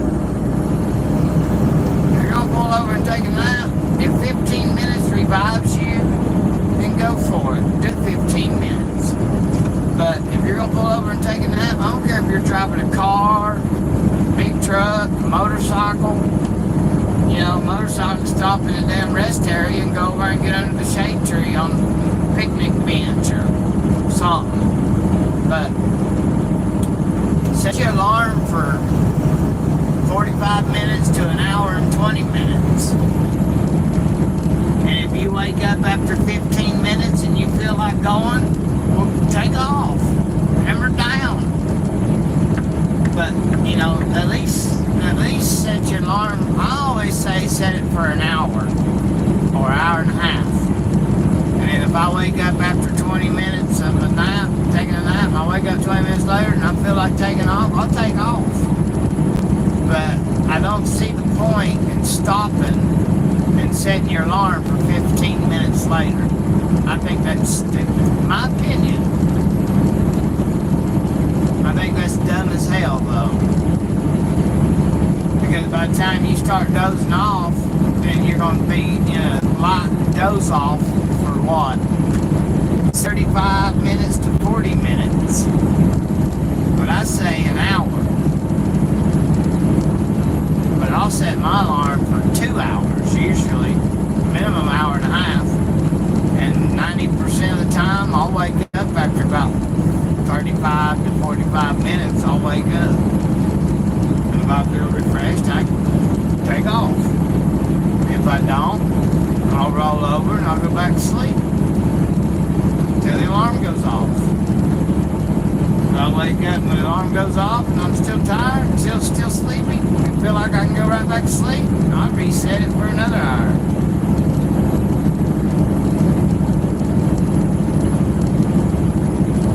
Most of the time, if I stop to take a nap, I'll set it for an hour and a half to 2 hours.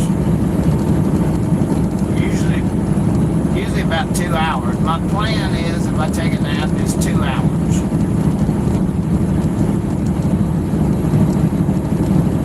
The last 4 or 5 times that I've taken a nap, I woke up after 35 minutes to 48 minutes and wide-eyed and bushy-tailed, raring to go. So I win.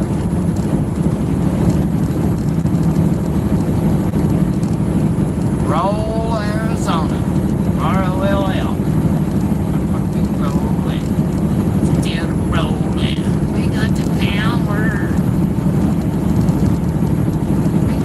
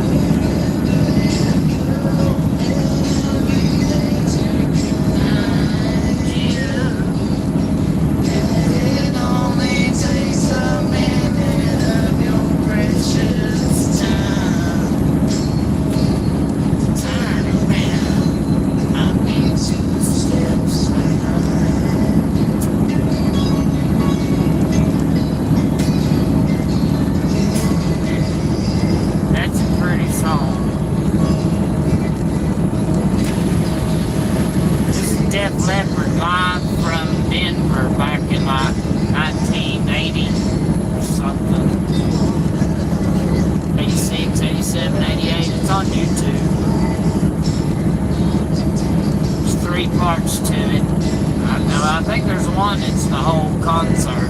But anyway.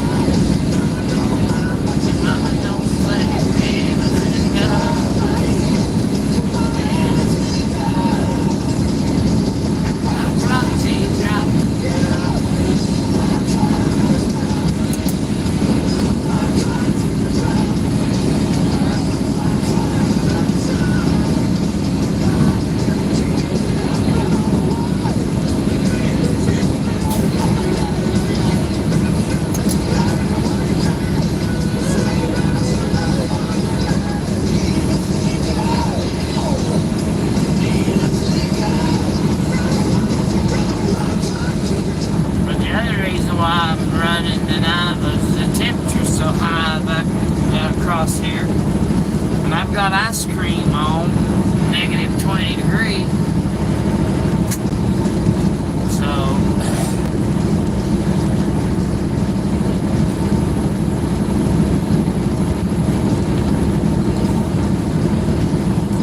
they done a defrost while we was rolling, while I was rolling. Like I got somebody with me or something. Well, I mean, I got y'all with me.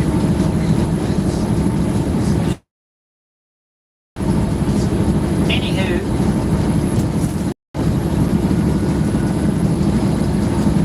it cools better when you're rolling.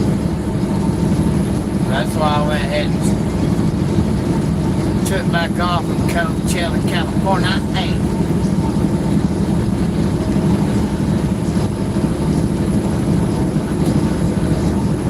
But I'd like to try to make Dallas, and there's a spot down there in Dallas I can park in the street real close to U.S. cold storage.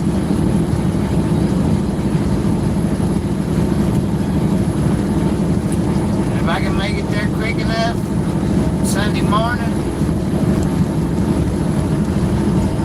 I might be able, oh shit, I already got a reload schedule. Oh hell yeah. I might be able to squeeze in a 34-hour reset. That don't load till 1500. That's 3 p.m. So if I get in there, we'll just call it 8 a.m. 8 to 8. Well, let's see. 3 to 2. I'm probably going to be able to do it.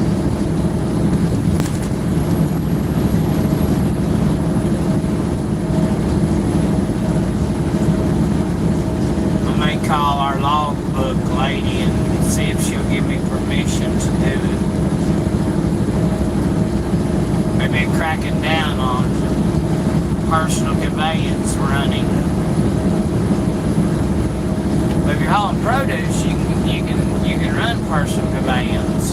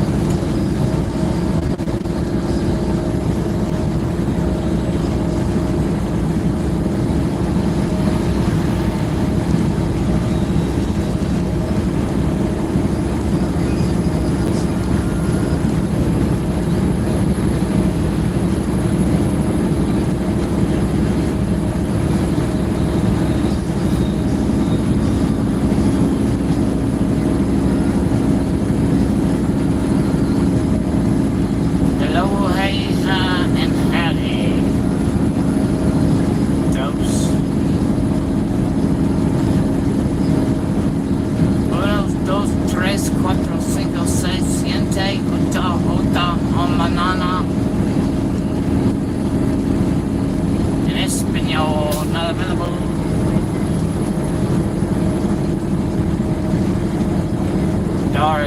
Dora Explorer taught me how to count in Espanol. Unos, dos, uno, dos, ocho. No, I said it wrong. Uno, dos, ocho, cinco, seis, siete, ocho. So I can count. All thanks to Dora Explorer.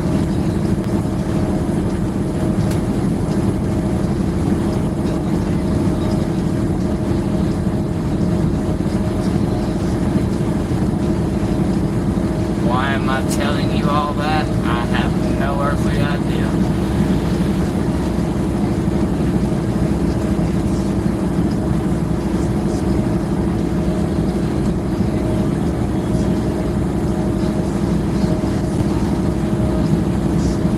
So my name is Mo, and my last name is Ron.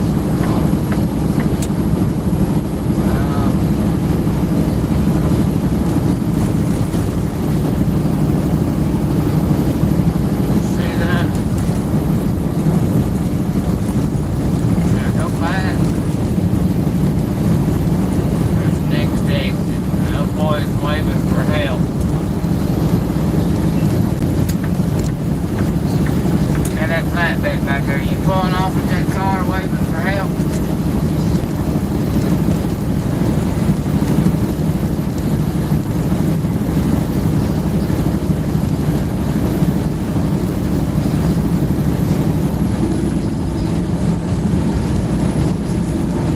Yeah, he's stopping to help him. We'll have to go to the next exit. It's all good. Cool beans, dude. Cool beans. Amazon, you just passed me, bro.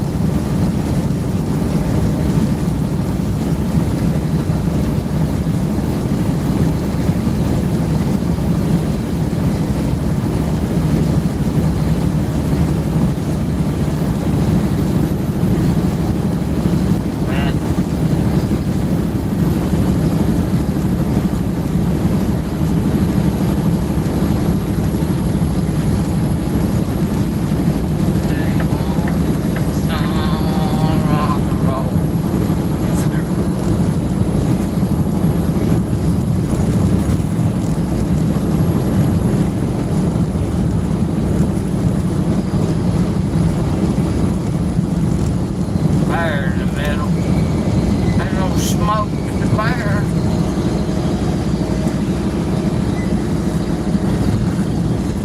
Westbound, you got fire in the middle right there looking at you. Mark her down, Detroit Larry Brown. You got fire right there in the middle.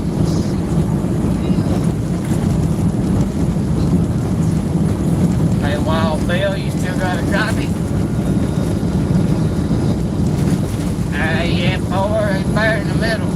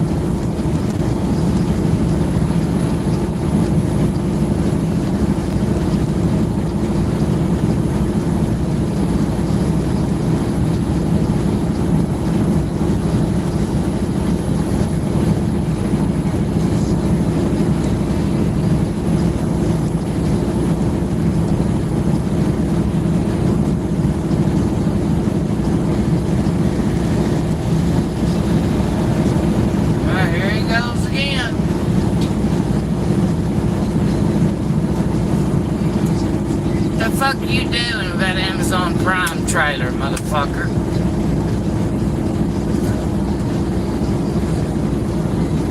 Figure out what speed you're gonna run. You're gonna run 80, you're gonna run 70. That Amazon Prime trailer got you too damn confused. You don't know what the hell you're doing, do you?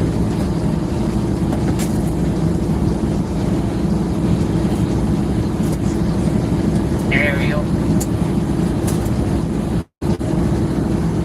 Now that time I called him out. I can't stand it. I passed him 3 or 4 times. Look, he's hauling ass. Stupid son of a bitch.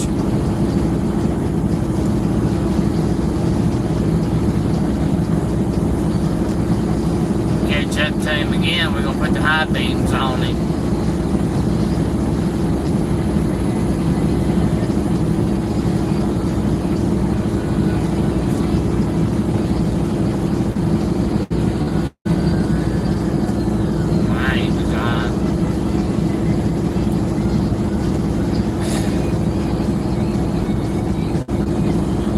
Hauling balls. Did you see how fast he went by?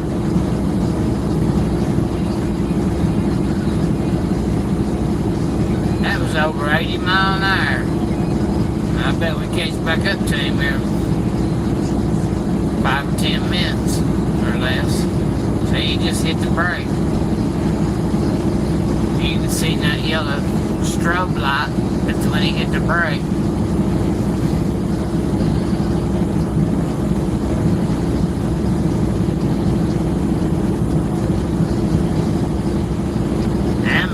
Ought to be like FedEx, even if you are an owner operator, drive for a company that's contracted to Amazon. It should be a requirement that you have all the mirrors that FedEx requires and collision mitigation.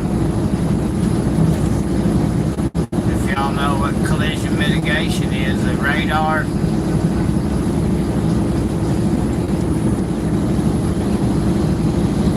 How far ahead the vehicle in front of you is. If you got the cruise control set, you're running 80 and they're running 65 and you can't get close to them, your vehicle will slow down to whatever speed the vehicle you're coming up on is. So if you're running 80 and they're doing 65, it'll slow down to 65 and stay like so many feet away. And then if they exit off at the next exit, then your vehicle will speed back up to whatever you got your cruise set at. Unless you keep your foot on the throttle. And then it'll override it.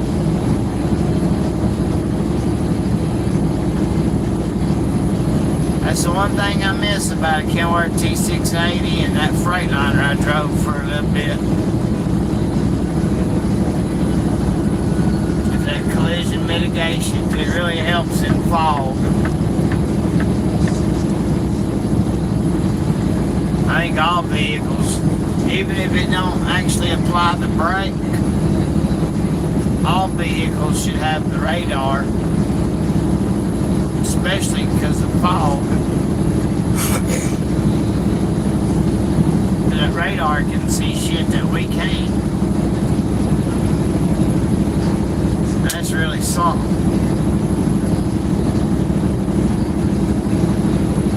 That's the main thing I miss about it.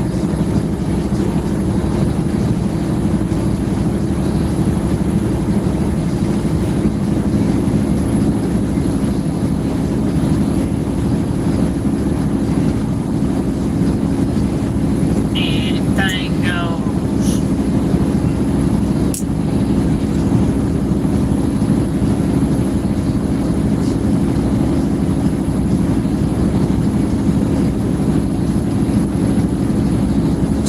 On that exit ramp, you alright there, neighbor?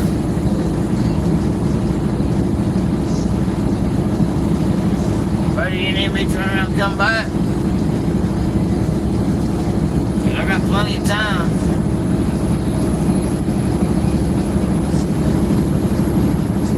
Alright, driver.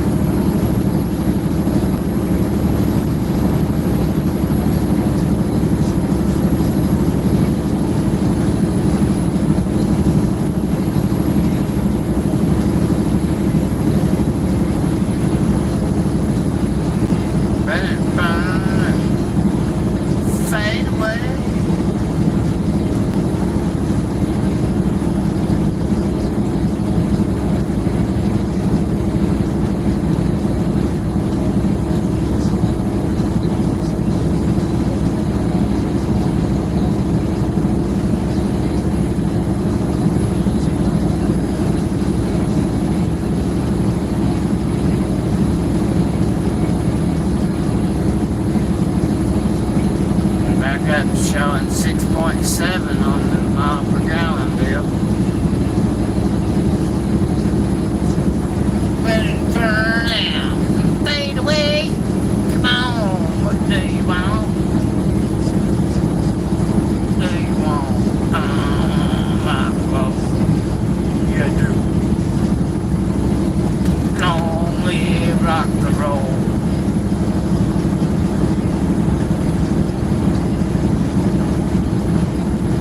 Let it burn out and fade away. Come on.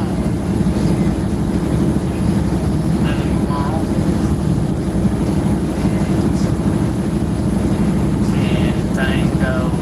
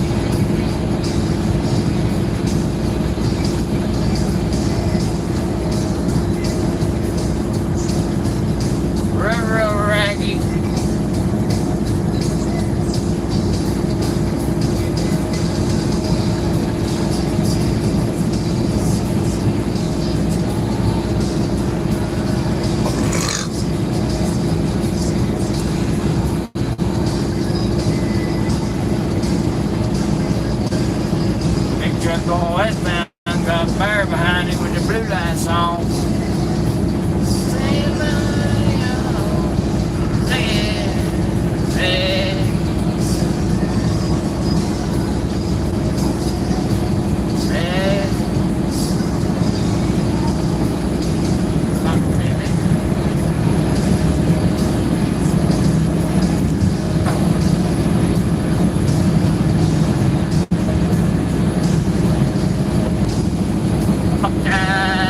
Shitty lemons. That's my shit. Time, man. I mean, people don't think it's gay. Oh, yeah. Yeah.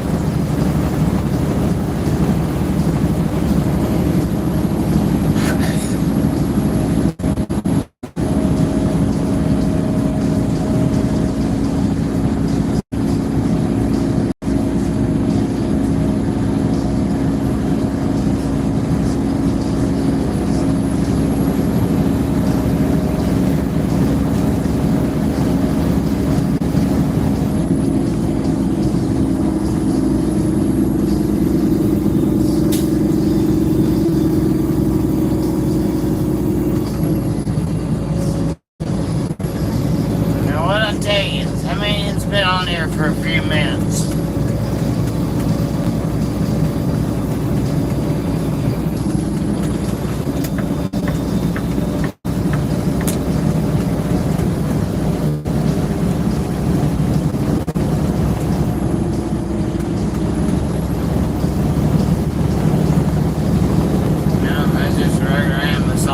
Contractor in the Amazon truck.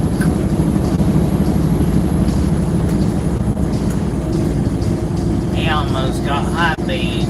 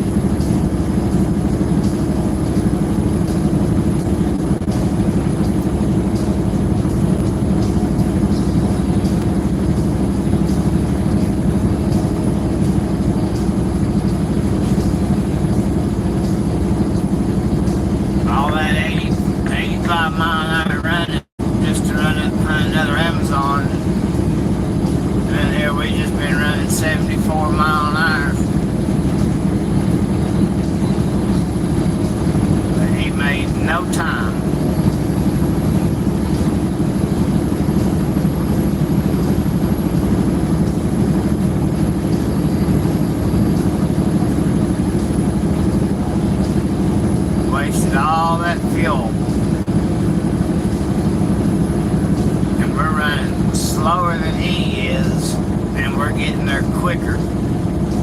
Prime example. All he did was waste fuel. More wear and tear on the truck, tires, and all that. But what works for him won't work for me. What works for me won't work for him. Therefore, blah, blah, blah.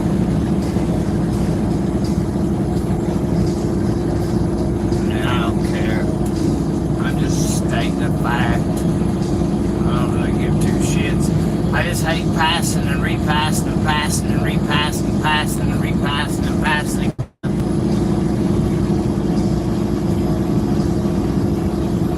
That's all. I'm not complaining. I'm just saying.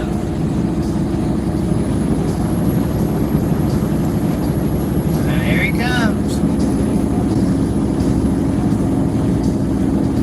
My God, really?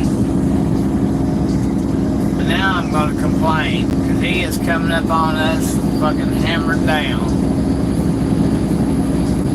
What the fuck, Amazon?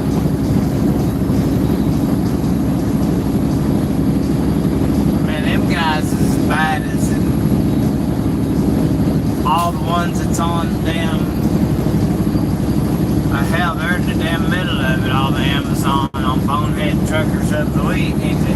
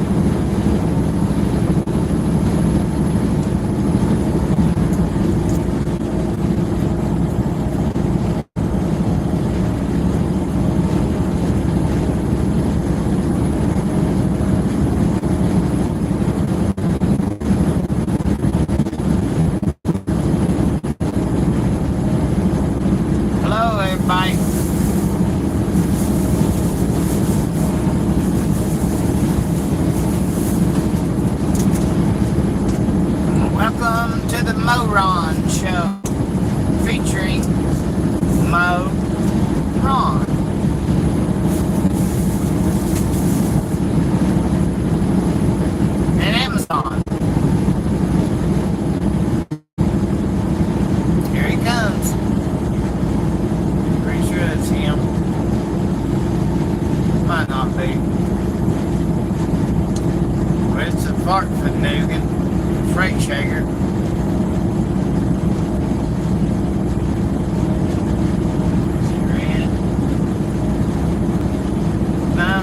Everyone.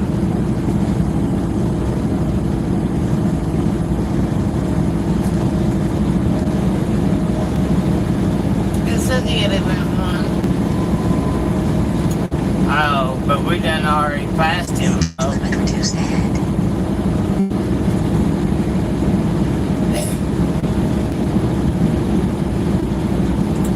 He must be in cahoots with that aerial prime truck back there. Yep. 616, the last three of his plates.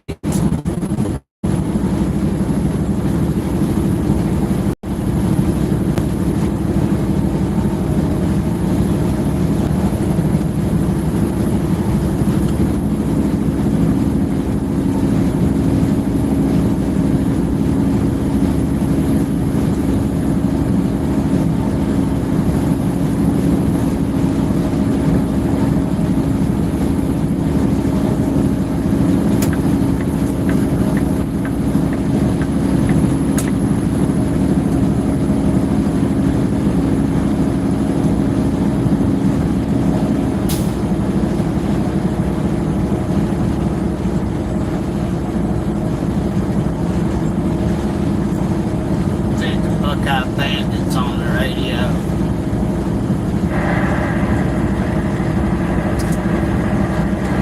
How about you, Buckeye Bandit? How about that Buckeye Bandit? You got a copy on 777 waving a hand? Buckeye, Arizona. How about that Buckeye Bandit base station? You got a copy?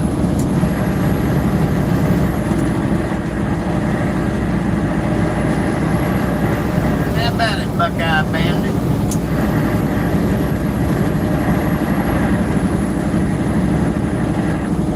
777 Grumpy waving a hand.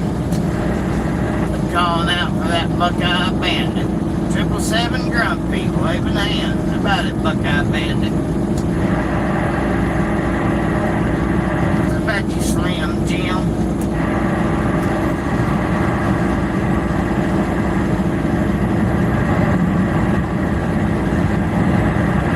Oh, look, this dude just passed. Literally.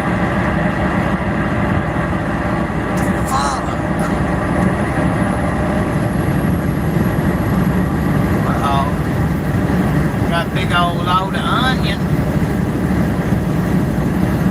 Big old load of onions.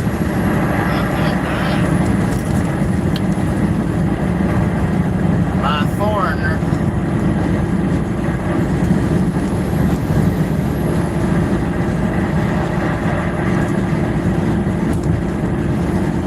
My dad used to haul onions.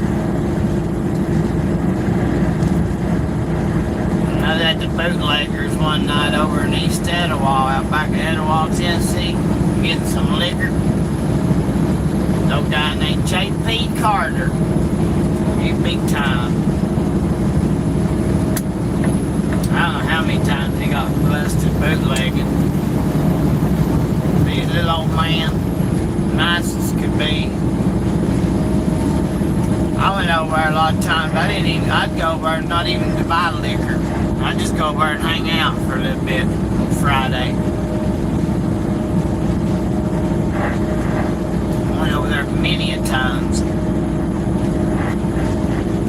But I stopped by there one evening to get some liquor. Canadian Mist or vodka or Jim Beam, I don't know.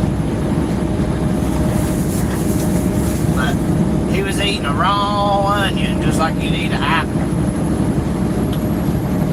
So you peel that sucker and then take your pocket knife and cut it into fours, into quarters, and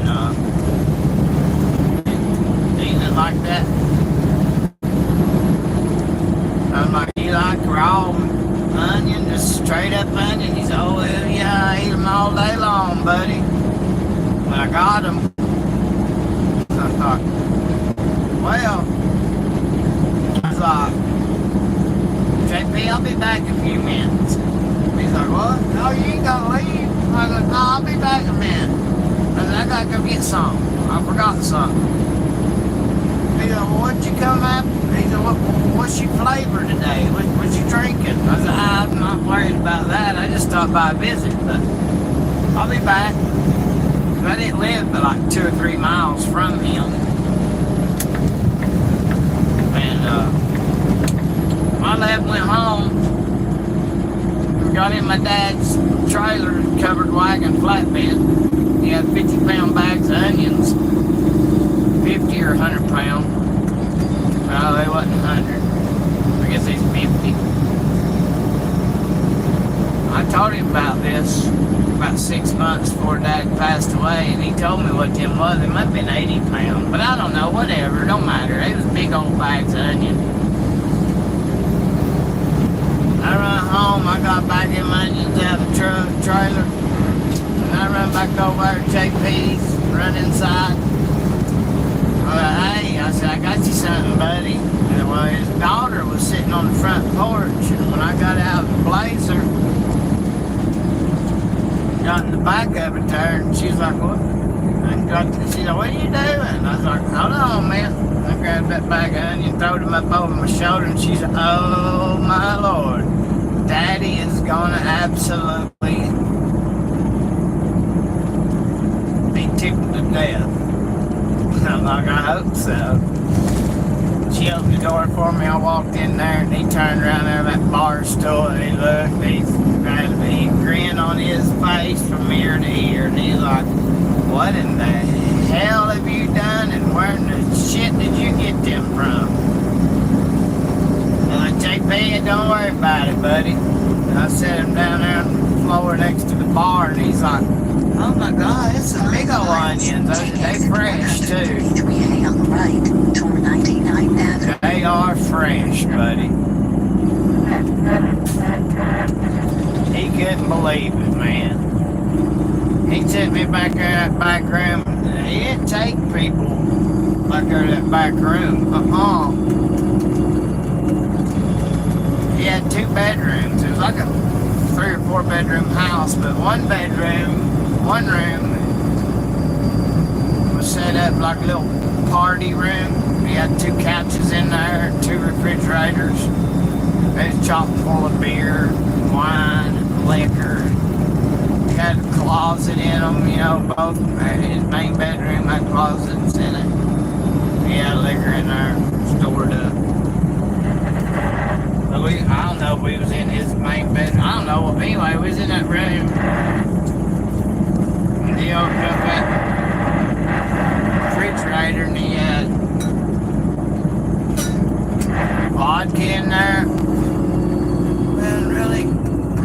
You don't have a throttle in that car?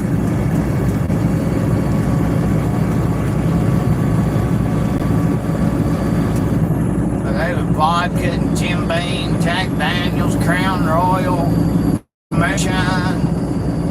And he said, what you drinking on today? I said, I wasn't drinking today. I just come to visit.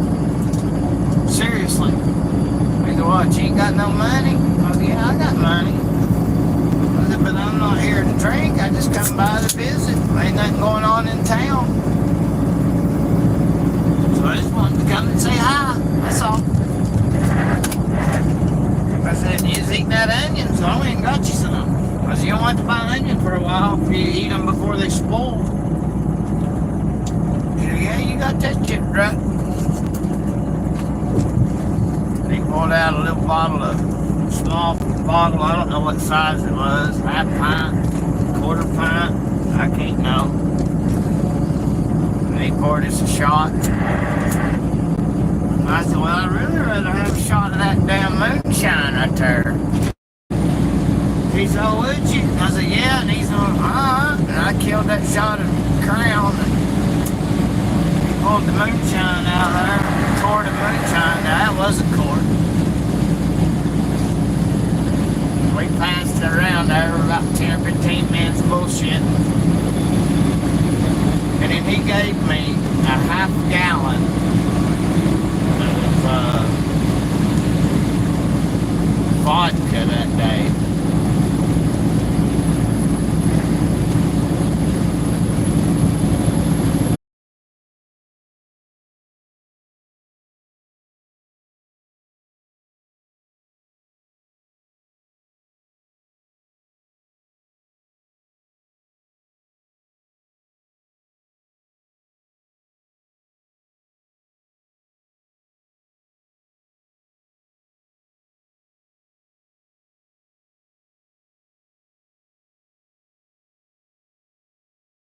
Onion, but he had mixed bags. They're like 50 pound and 100 pound. It might have been 100 pound I took over.